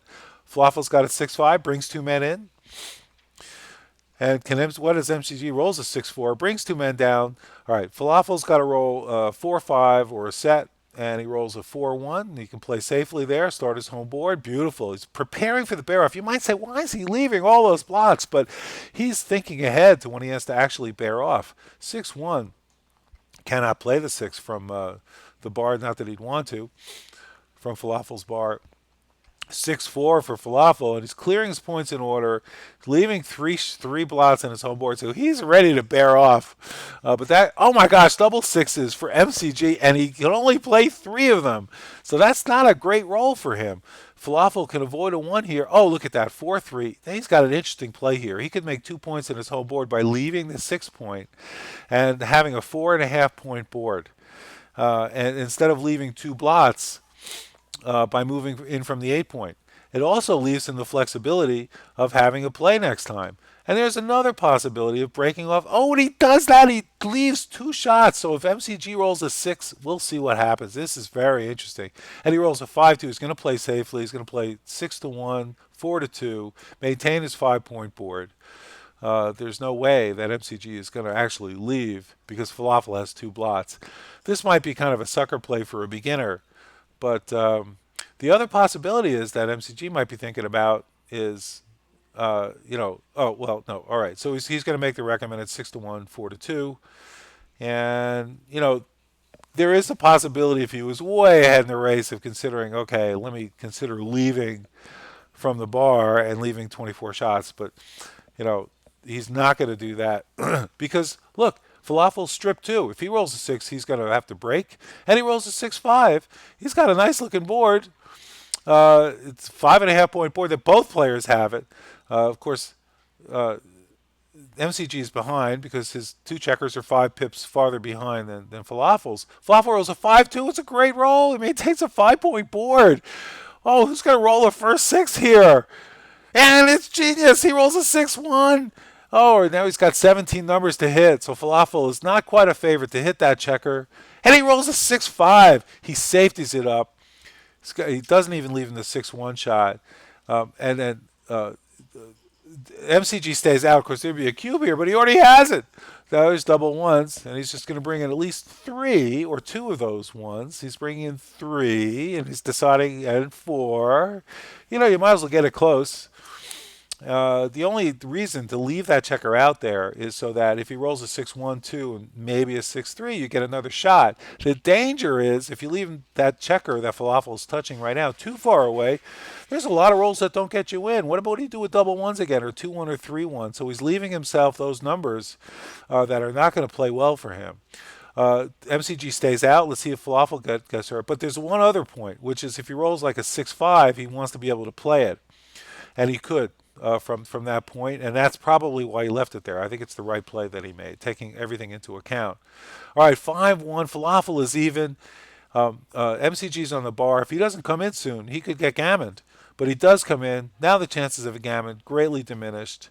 It's 9-7. It's going to be 9-9 at the end of this game. Matches can't get closer than this. In a match to 16-15 would be 6 away each by the end of this game. Of course, the last time I said this with Falafel, it's all over but the shouting. Falafel rolled 3 or 4 sets of doubles and won the game. So MCG could do that too. All right, is it 3-2 or is it cock dice? So Falafel re-rolls, rolls 6-4. He's got 10. He's often 5 rolls. And, this is all over, but the shouting is, I'm fond of saying it prior to a player completely turning the game around, but it's very unlikely here. Double 1s makes it pretty close to impossible. He's actually often 5 rolls as a bare minimum. So he's going to roll it out because he's got 1, 2, 3, 4, 5 rolls, 3-1. Now he's often 1, 2, 3, 4 rolls. So 1, 2, 3, he rolls double 5s. Look at this. MCG smiling. He says, look, it's not over till it's over. I read Bob Wachtel's book. 4-3. It's over in 2. Game is over. They're going to pick up their checkers and start a new game. Woof. It almost happened again. MCG pouring on the doubles. This is Larry Shiller, voice of Backgammon, broadcasting live from the Las Vegas Open at the Flamingo Hotel. Howard Markowitz runs one of the largest tournaments in the United States. Also, stay tuned. Candace Mayron is running the Los Angeles Championships coming up December 1st. So that's going to be an amazing tournament as well. The Open is now closed. They've got so many registrations. She's closed the Open. In the spring tournament, they're going to open it up to more players. Backgammon is back. More players than ever are coming to these tournaments, and we're looking at boys of backgammon to expand the game to as many new young players as possible. 6'4", 6'4", 6'4", genius. It's two men in the bar. And comes back with double ones, so now he's got four men on his 1 point and makes his own 5 point. Nice comeback. If you're going to get two men in the bar from 6'4", that's the way to do it. 5-2 for Falafel, brings the 5 down, brings the 2 down. He wants to be sure that Genius is not going to escape those checkers. A little surprising that he didn't double, actually. 6-3, brings the 6 out, put pressure on the outfield, and then brings the 3 up to put pressure on the infield. Falafel can hit 2, but actually MCG's got a better board. So it's a great play on MCG's part to put pressure on Falafel. What does he roll? He rolls a 5-2, Backgammon's worst roll, but he can hit 2 checkers, and he can make his 4 point. Better yet. So he does that. MCG wants to make that bar or hit with a 4. That's what he'd love to do. So let's see if that can happen. What's he thinking about now? Oh, he's having a conversation with Akiko. Yeah, Kiko, is this the right play? I don't think he's asking her that. She's saying, I'm sorry, I can't talk to you. I'm playing in a match. No, just kidding. All right, so what is this conversation that's going? They are having a conversation. Very funny. I don't know what they're probably talking about. What's a good restaurant in Los Angeles? Okay, so I know what they're talking about. you do. What are they talking about? Matt is playing doubles with Akiko, who's right next to him.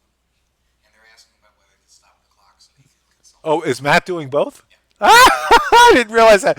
Matt Cohn-Geier is playing both the jackpot and doubles at the same time. Fantastic. All right, we're back in the game. Somehow, Matt found himself back in the bar. Wow. Falafel hits 2. That really does need a 1. It would be nice. He rolls a 4, 3, 4, 3, 6, couldn't tell. So Falafel's in pretty good shape here. He did not double, though. Not sure why. He's in great shape in this game. And if he can make that bar point, well, he's playing for the gammon. I guess he's playing for the gammon. And he rolled a 3-4, and he put him on the bar. So Falafel got hit. He got the lucky 7 from the bar. 2-1. What do you do with this? All right, so he's coming up. He's keeping his checkers in 3-1, 3-2. He rolled a 3-2. He's making the advanced anchor. Why not? You're in it to the end now. Don't need the 1 point to be in it to the end. MCG makes the bar. What a nice roll. He safety it up. It's a little ugly, but having that bar point, critical for him. 6-5. He safeties up. He might have considered bringing 2 men out. Probably not. Too risky. 3-1. Is that cocked? Nope. It looks like it's a real 3-1, and that's for blue. And so what does he do with that 3-1? He can slot the 4 point, and he can slot the 9 point, or he can slot the bar point. The 3 seems pretty clear that it's going to be 8-5. Can't imagine anything else that he's going to do. But he does 8-7 first. That's interesting. I guess, it's another way to look at it. And he is going to slot the bar and keep the high numbers. If Falafel can roll a 4, pretty good shape. And he does. He rolls a 4. Hits the checker. Comes in with a 2. And now Genius needs another 3-4 to hit back. Can he roll it? And he does. This is exactly what he rolls. He rolls a 3-4 and he comes in and hits Falafel. And he's got a better board. Falafel's got a 3-point board. MCG's 2-point board. But boy, is that effective. That double ones in the beginning of the game is let him make his 5 points. He's in great shape. Genius got real attacking potential here. He's got a 4-2. So he's blocking the 6s, and he's bringing another checker down. This is a really smart play. No need to keep the midpoint when you've got the opponent's bar. You're still putting pressure on the outfield. And now Falafel's trying to get that 4. Genius is doing a Falafel what Falafel did to Genius in an earlier game. They're blocking in the outfield, keeping that last checker contained if they can't attack. Very smart play. And now he's got 9 numbers that are going to point on Falafel, and that is not one of them. But the 3-2 is worth a hit because he's got that blot. But he doesn't. He's not hitting.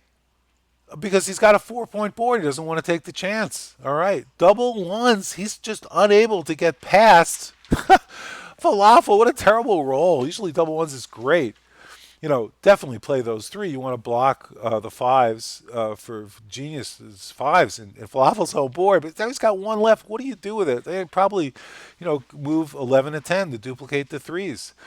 But he's going to move up. He's got ones, twos, fours, fives, duplicating the fours. Actually, I like that play better because it lets him get out with sixes if he doesn't hit. So, and if Genius rolls a six, yep, he can get out, but that checker's safe. But he rolls a 3-2. What does he do? What does he do with that 3-2? Oh, that's a tough play.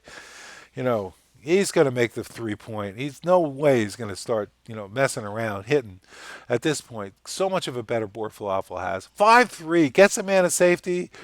Sort of, but the other man is still not safe. Can MCG roll the 4 to come out of this? And he doesn't. He rolls a 2-1.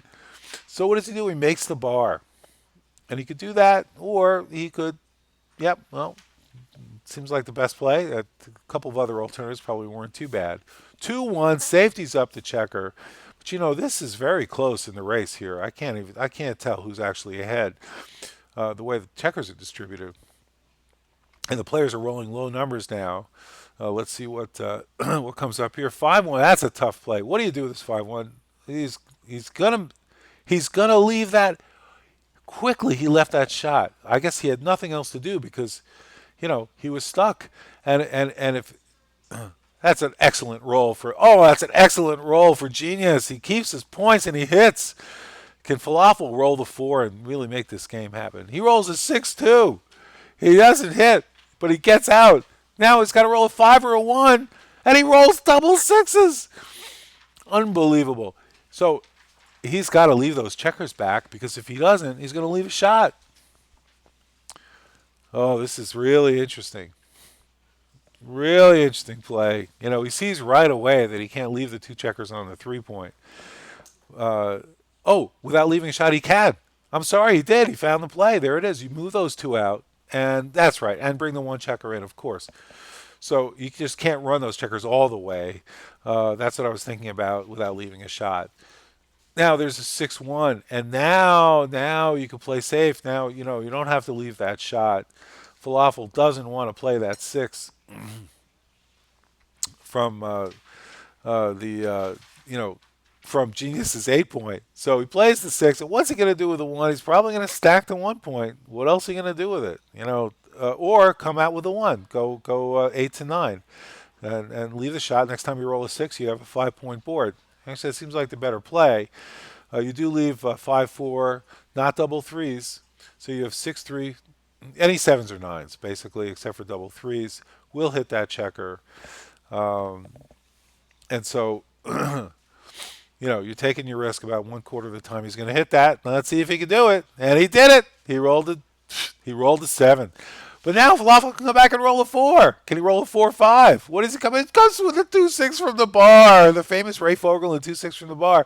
MCG needs a 1. He doesn't roll it. He's got the 3-2, and he can't safety up his checkers. Best thing he can do, make his 5-point prime, safety up the 2, leave one single blot, and Falafel now really needs to, he can hit, but he's got a blot on his 2-point. Oh, the choices.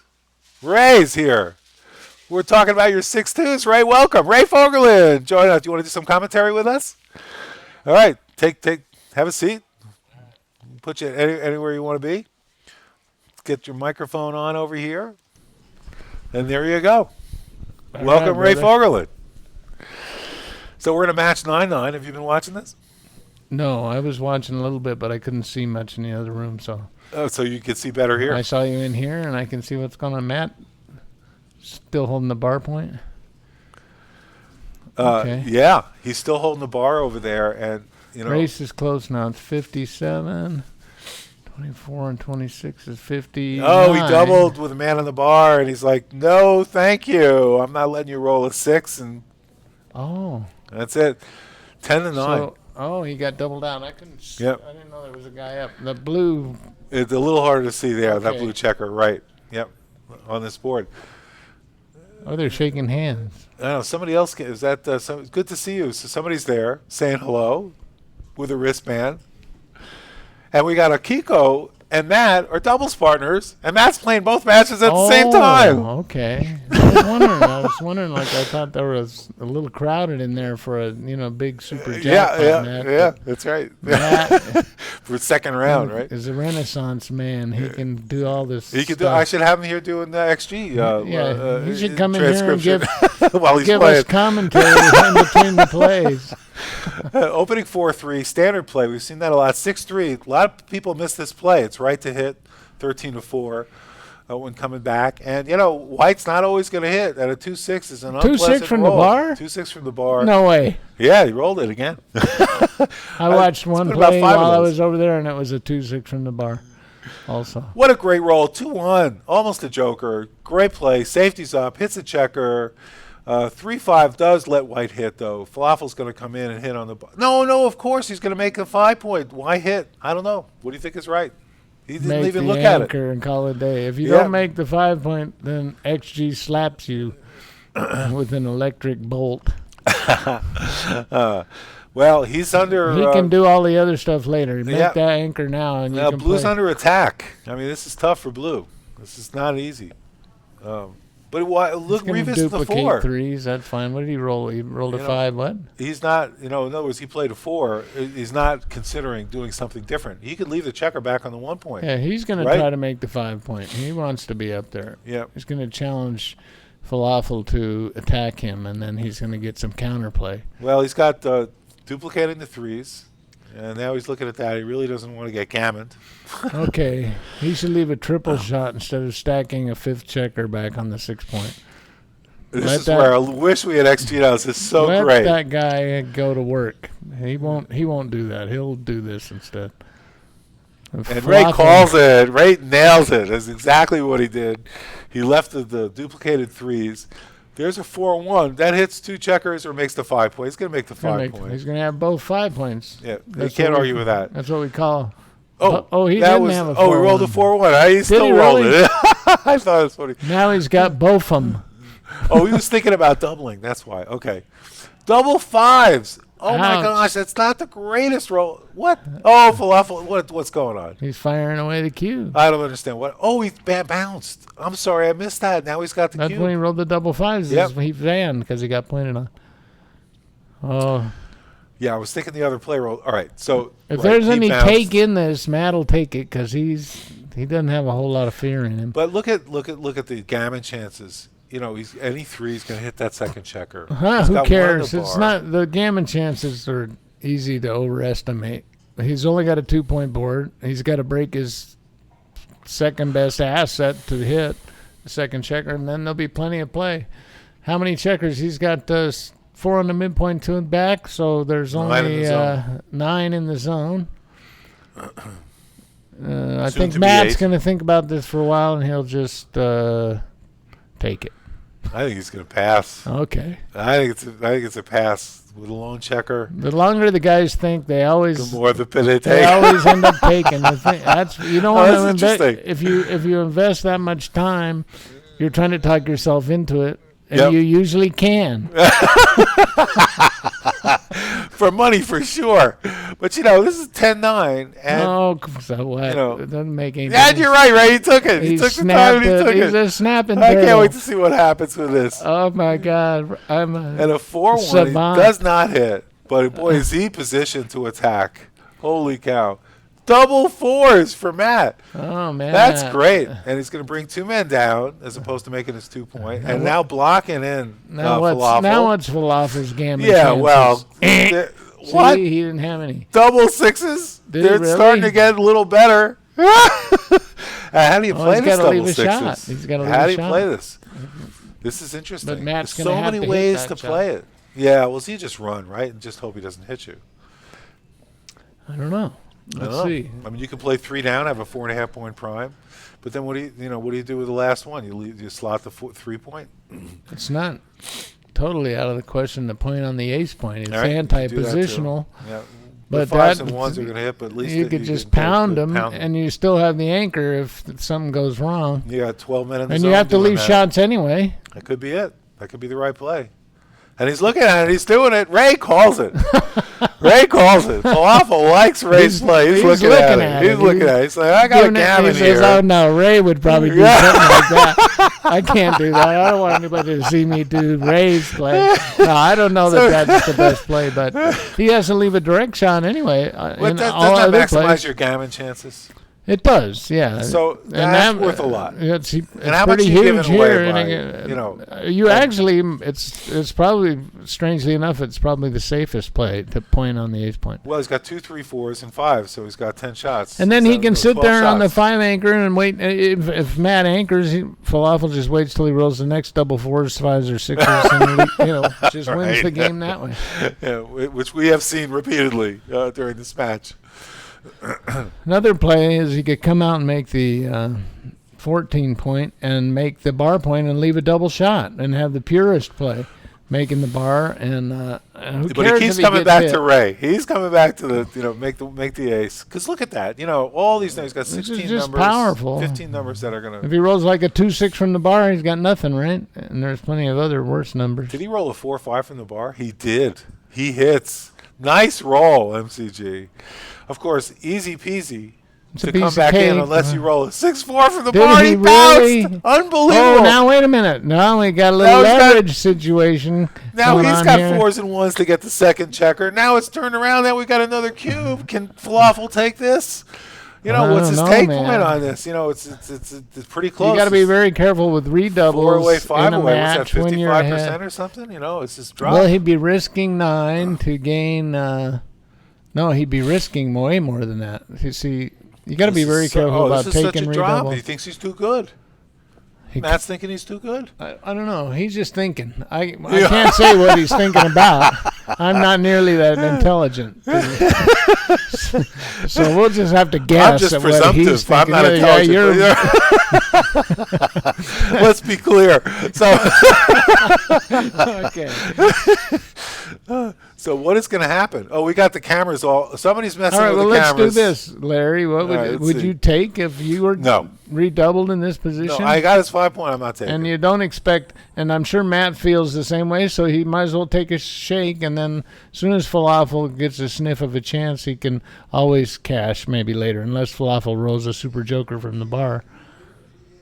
Yeah, this is this is now maybe too good because he's got 4 checkers back there. Well, he thought it was too good last turn. I don't know. Now he's entered a checker. He's still got to get a guy out. He's got a little bit of work to do, but it's hard to lose this right now. So Yeah, it's hard to lose this He game. can cover that with a 3. He can run his last checker and lift. Double 4s. And he can always- you could lose this. That's about the only roll I can think of. That'd be okay too. That would And make 2 so points. he is though. I don't get it because he's in better shape now than he was last time, right? No, he had a shot Well, at yeah, the second checker, and there was no That's true. He had 2 sequence that could checkers mess on him the up. bar. Yeah. So he knew that he would pass the last time, and this time he's going to get a Waffle's pass. thinking about taking it. He's going to Well, pass. if he takes all the time. He takes a lot of time thinking about everything, but he'll end up passing this. Yeah. So I guess. Ray's bet is on a pass. That'll put, and he does pass quickly.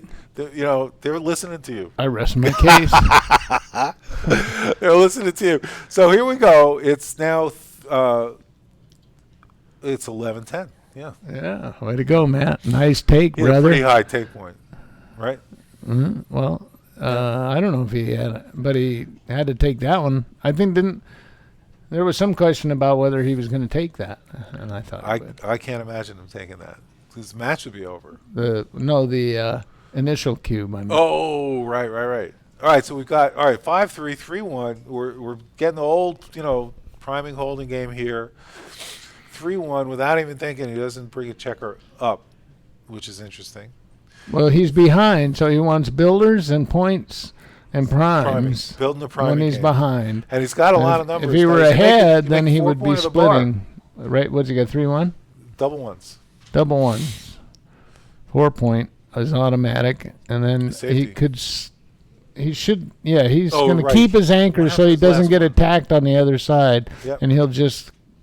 Oh my gosh. Build that. Did MCG he roll rolled double boxes? 6s. What a Huh? roll. He takes both bar points, blocks Falafel. Oh, If he had only made the bar. Oh, what a difference this game would be. And sometimes the wrong play can win. Yeah, but I know. That's the only way I it win. was clear to. He safeties up the checker. Now Matt could. Now Matt he's turns, just doesn't sending even it. He think. didn't even He think. just sends it. I mean, what is take Falafel that. going to do? He says, no, thank you. I can't play this game. Oh. Oh, my gosh. This All is right, 12-11. Matt. 12-10. 12-10. 3-away, Oh, yeah, 5-away. 12-10, right. So Matt is imposing his will on the great Falafel.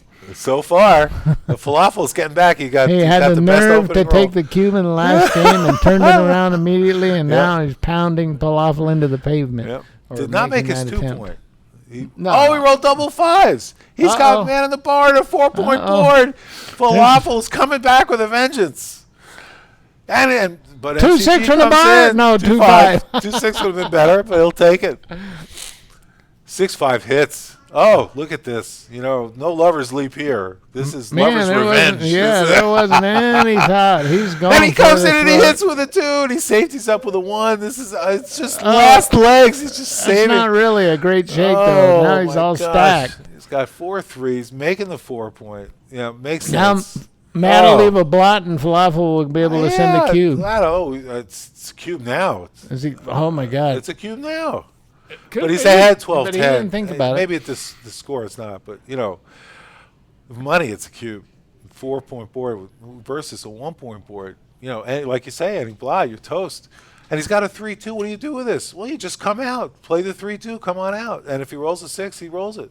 Or you can play safe and just leave 3, but he's going to attack Look at with that. a 3. He can't really do that, but it's kind Ugly's of scary okay. to come out. You know, ugly's okay. You got doubles in those cups somewhere. So I don't know if he does or not. So you think he should come out with that 3-2 and just like get it over with, and you know? I'm not going to second guess anything Matt did. Oh, Falafel's turning the there cube. He you is go. making the double finally. Now he's going to test Matt's resolve and see how bad he wants to play this I mean, game. look, with it's a it's a 6 potential checkers on gammon. the Yeah, 8 this and is a 5 pa- on the I don't 6. know. I'd pass this. It's too ugly. But he's taking it. What's the count? He must not be far behind in the race. Well, Falafel has 3 men back, so that represents 64, 66, and Matt has 23, so he's up 42 pips there, but awful position. Oh yeah, it's a question. Yeah, it's very. You know, MCG will take I told when he's you. ahead in the race like that. Yeah. You know, he will. But he's risking the gammon, and this could be Crawford next game. Well, the best way not to get gammoned is to win the game. If he rolls double threes here, that might be. Now he rolled a 6-2, and he doesn't have to 6. leave a shot. He rolled 6-2. He's Wasn't got on to the hit bar. him.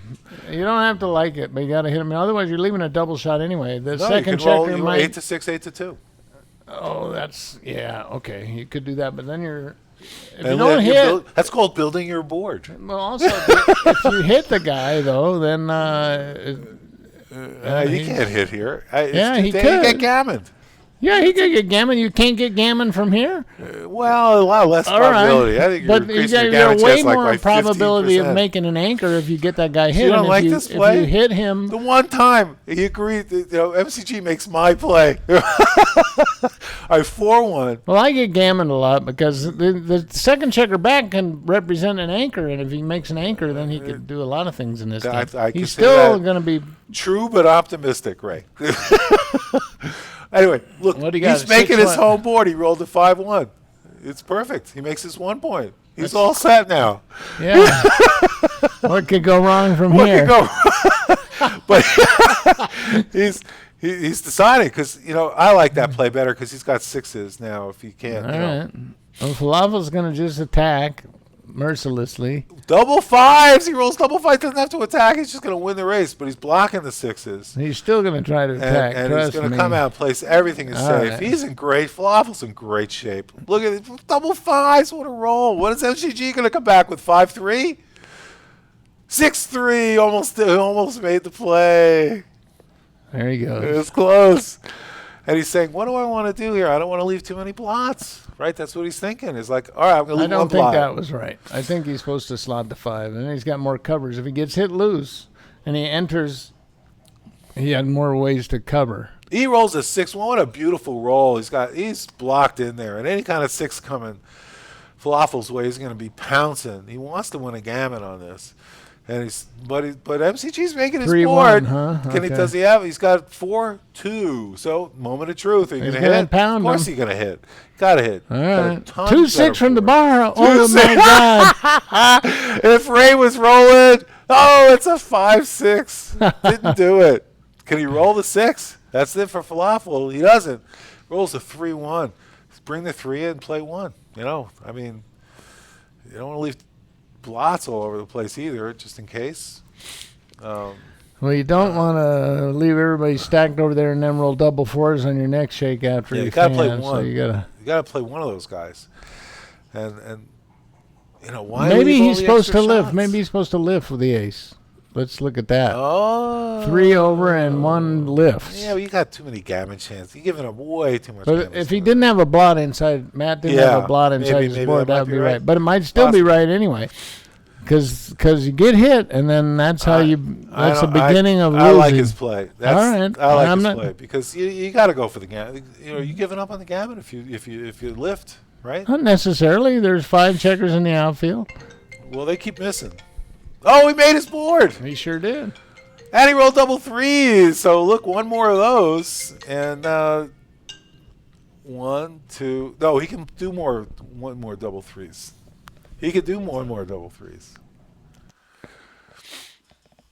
All right, Falafel is in the driver's seat, 6-3. He's bringing the 6 in, bringing the 3. He's got a nice top heavy board. He is going for the gammon here. He's got 1 man on the bar. Can he do it? And he rolled double 6s. How ugly can your position look after that? Falafel smiling. He's like, he likes the double 6s, but, because can he be safe here? He cannot. 5-2. What do you do with 5-2? Just play 5-3. Unbelievable. Falafel has left the shot after rolling double 6s. Can MCG roll the 5 and save to win the match? 4-3 stays out, increases the gammon chance.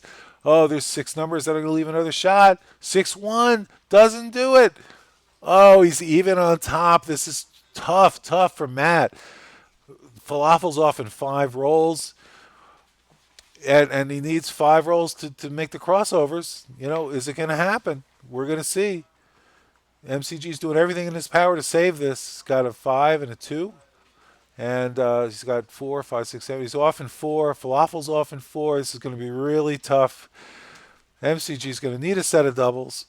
And they can't be 1s. Double 4s! There's the first. Look at that. 1, 2, 3, 4. 3, 4. No. You're going to take one of those back.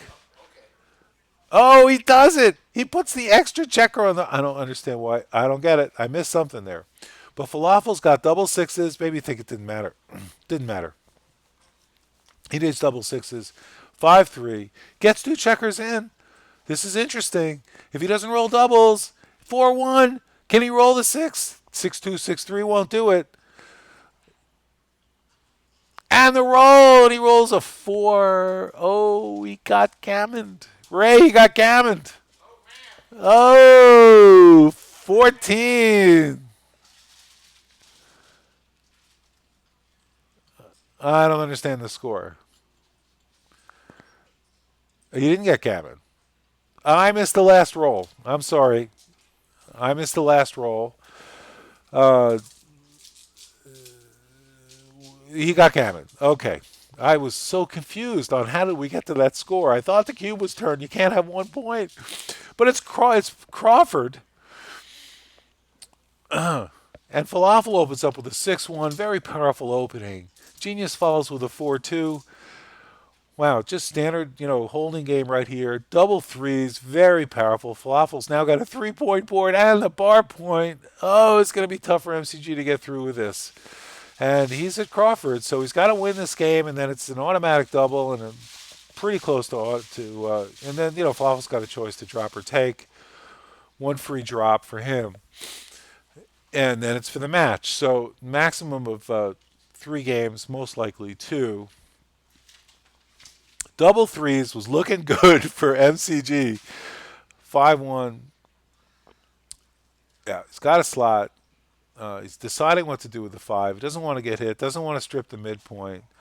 I'd like to have that extra builder on the 9 point, but, if you trade it in for the 4 points, not the end of the world. He's looking at his game plan. He's going to do a priming game plan. But where's the prime going to be? And he's looking at moving it down farther in his home board and protecting himself against another checker. He really can't afford to have another checker hit if he's going to win this game. Falafel, 5-3, can't move the back checker, but safety's up, and so 2-6 is blocked for MCG. And what does he roll? He rolls a 2-6. Is that what he rolled? He rolled a, no, yes, 6-5. Looks like he rolled a 6-5. I'm not sure. Yeah, that must be it. He's thinking about what to do with the 5. And he hits with a 5. It makes perfect sense. Go on the attack. Your board's not that much worse. But if Falafel comes in, he hits on the 1, hits on the 2. What a joker. Double hit. MCG is left shaking his head. And there's a 4. He comes in with a 4. This cube is dead because we're in Crawford. Can Falafel point on him? He cannot. 5-1. But clearly put a second man on the bar. It puts the pressure. Double 2s or any 4 is really needed at this point. And he rolls a 4-2. He's in the game. Hits the checker. Sends Falafel back. He's got a chance to make his anchor. 3-6. Not a great roll. At least he comes in. But he does hit, but it's going to leave MCG the opportunity to get an advanced anchor. MCG's back in this game. Unbelievable. And he rolls a 2-6 from the bar and hits on the 2. So they both have 3 men back. This is amazing. This is a 1-6 going to hit again? Probably not. He's going to take the 6 out this time. Decides not to go to the bar, even though he's got the better board. Big question there. What was that the right play? He did not consider moving his checker out to the bar. 3-1 is going to make the 5 point. He can also make with the 3 the 4 point. But we're not really caring about gammons here. MCG just needs to save the game. So go get gammoned. If you're going to lose, lose. You're going to lose the match. And that's why he's making his 5 point. If he wanted to be in it till the end, he'd be making the opponent's 4 point and just being sure he's got a playable game. 6-2 again from the bar for Falafel. He can hit 2 checkers. That'd be interesting. And he's got a third one to pick up. So is he willing to go to that extent? And XG loves this stuff. Probably the simplest thing is just to hit 1 checker. But where does that leave you? You're hitting 2 checkers. You both have 3-point boards. You're threatening to make the 4 point. Threatening to pick up a third checker. What is the right play here? And the problem is you only have 9 in the zone. So your attack may fizzle. And then what do you do? So this is why this is one of those problems, in backgammon. You want to take your time and think very carefully about this. He basically has 2 plays. And I guess the third play would be to run the back checker. He's really got 3 good plays to make. It's not clear which is the right one. Do you attack or not? And so one of the things you want to look at is the race. And who's ahead in the race, who's behind. And this is a very close race. So it's hard, it's hard to make a decision in this situation where it's not absolutely clear. And right now he's looking at the safe play, bringing the 6-2 out. This makes a lot of sense because Blue's got 3 checkers to safety up. No question, it's going to be hard to do that. And then White still has the attack possibility. Of course, and he's just thinking it over. It looks like that's the play that he's going to make. No, he changed his mind and looks at the hit now. All right, so this is great. He's looking at all the possible plays, duplicating the 4s, but he's got to get his checkers out from behind that 3-point board, and that looks like the right play. Love it. Absolutely love it. Fantastic. Much better than hitting 2. Way too dangerous. What did he roll? A 2-6. 6-2 not from the bar. This is turning into a holding game. And another 2-6. So Falafel is 3 in a row. And he's got 3 men on Matt's 9 point. So at a 5-3, gets a checker to safety. Falafel now can attack, but it's dangerous. He's got to make an ace roll, and he can attack with a 5-4, but he also has a safe play. So he can play to his bar point. The question is he ahead or behind? And he is going to attack because he says, look, you've got 14 numbers that hit. Go ahead and hit them. But that means that there's 22 numbers that don't. And it turned out to be a very smart move on Falafel's play because now he's gained all that extra pip count.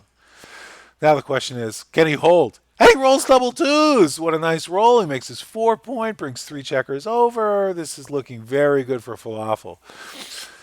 MCG rolls double fours. Boy, it's hard to keep this game straight with all these doubles that are going on. And he safeties them all up. Yeah, that's he can't move the other back checkers. Falafel rolls 3-2. He gets a man to safety. That's actually a very effective block, 3 away, 4 away. Those 2 doubles, 2 points that Falafel has. 6-3 is able to bring 2 checkers in.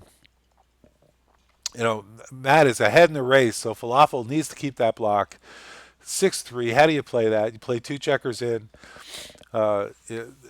Matt's got a lot of time on his hands unless he rolls doubles, which he'd be very happy about. He'll play 8-7 just to add to the diversity of his position. Great, Falafel's here on the roll, and he rolls a 4-1. So now he plays the 1, breaks off the ace point, preserving that 6, and also 5s too. And he's got a 5-1 again for Matt. Building his home board, starting to run out of time, but he's giving himself 6s and a couple of them. Falafel rolls. Oh, this is where it's really, this is where it's tense. The players are tense. They're wondering, who's going to give first, your typical holding game. But this isn't your typical holding game. It's looking a little bit different. Double 1's actually a great roll for Matt. He's able to make a nice board. 6-5. Let's see. Oh, double 3s. Falafel rolls double 3s, clears the father's point. Wow, this is really, really a close game. Really a close game. The pip count's very close to even here. There's a slight bit of wastage on Falafel's part. 5-2. Matt brings 2 checkers in. Can Falafel roll numbers bigger than a 2? He doesn't. He rolls a 3-2. So he brings the 2 in. He may play. He brings the 3 in. He's all ready to bear off. He's ready to roar. He's got all the pips covered. 6-3. Plays the last 6. Now, Falafel has a 6 left. Matt does it. We're really coming down to the wire here. And we've got a 4-3. Does he play the 3 in? He covers with a 1 point, or does he play 6-3? He wants to win this bear off, and he does. He plays safe. He's like, okay, I can't afford it. Look at that board, and he rolls a 6-1. He's the first one to get a shot. He of course plays 2 away, so he just reduces ever so slightly by 1/18. And Falafel hits. He hits with a 2. He'll probably bring the 3 in for safety, reduce it by 1 shot. Can Matt throw 6-5 from the bar? Because he's going to need that to win this game. It's going to be over. He rolls a 6-2. If Falafel has a lot of bad rolls now, but 6-5, and that is one of them. Unbelievable. He can hit with a 5, bring the 6 down. Got to be the right play. He doesn't care if wait, for Falafel? Why did he do that? He could get gammoned if he rolls a 6. I'm very confused. All right. Well, of course he had a hit. Reduces the chances. And he's safe. Got it. Okay. Sorry. This is great. Matt's got to come in with a 6 to have any chance of winning this game. This match could be over. The dice were cocked. Matt's got another shot. Does he have 6s from the bar? He does. He's got a 6-3. We have a chance for Matt to make a comeback here. Falafel has 5-1. If he rolls a couple more 1s, he could lose another roll, and because he's even right now. And there's 6-5 for Matt. He's about to start taking his checkers off. Falafel does not roll that extra 1. Boy, he's off in 5. He's off in 8. This is not going to be easy for Matt. Rolls a 6-3. Takes this 1 checker off. Boy, he's got 5 off versus 1 off. Double 2s. This is ball game over. It looks like this match is going to be over. MCG's laughing because he says, wait, you haven't seen my double 6s yet. Double 4s. There you go. He's on his way. Can he do it? Dimitri, welcome. You're watching the end of the match here. Oh, here comes Falafel. He's got the 4-2. He's ready to be off in 3 rolls, but he did miss a roll. 6-3. Matt still could do it. He's off in 3. 2-1. It's his worst roll. If Falafel needs 3 rolls to get off, Matt can still win this game. But he's got to roll doubles this very roll, but not those. 1, 2, 3, 4. Not going to happen. Well, it is possible. So let's see what happens. Double fives. That sort of ends it. And the match is over. The double makes it happen. Falafel has won the jackpot. Second jackpot round against Matt Cohn-Geier. This is Larry Shiller, voice of Backgammon, reporting from the Las Vegas Open in the second jackpot round. Thanks to our sponsors, Gammon Stuff, Backgammon Masters awarding body in the United States, Backgammon Federation. We'll be back tomorrow with more live streaming and commentary from the Las Vegas Open. Larry Shiller, voice of Backgammon, signing off.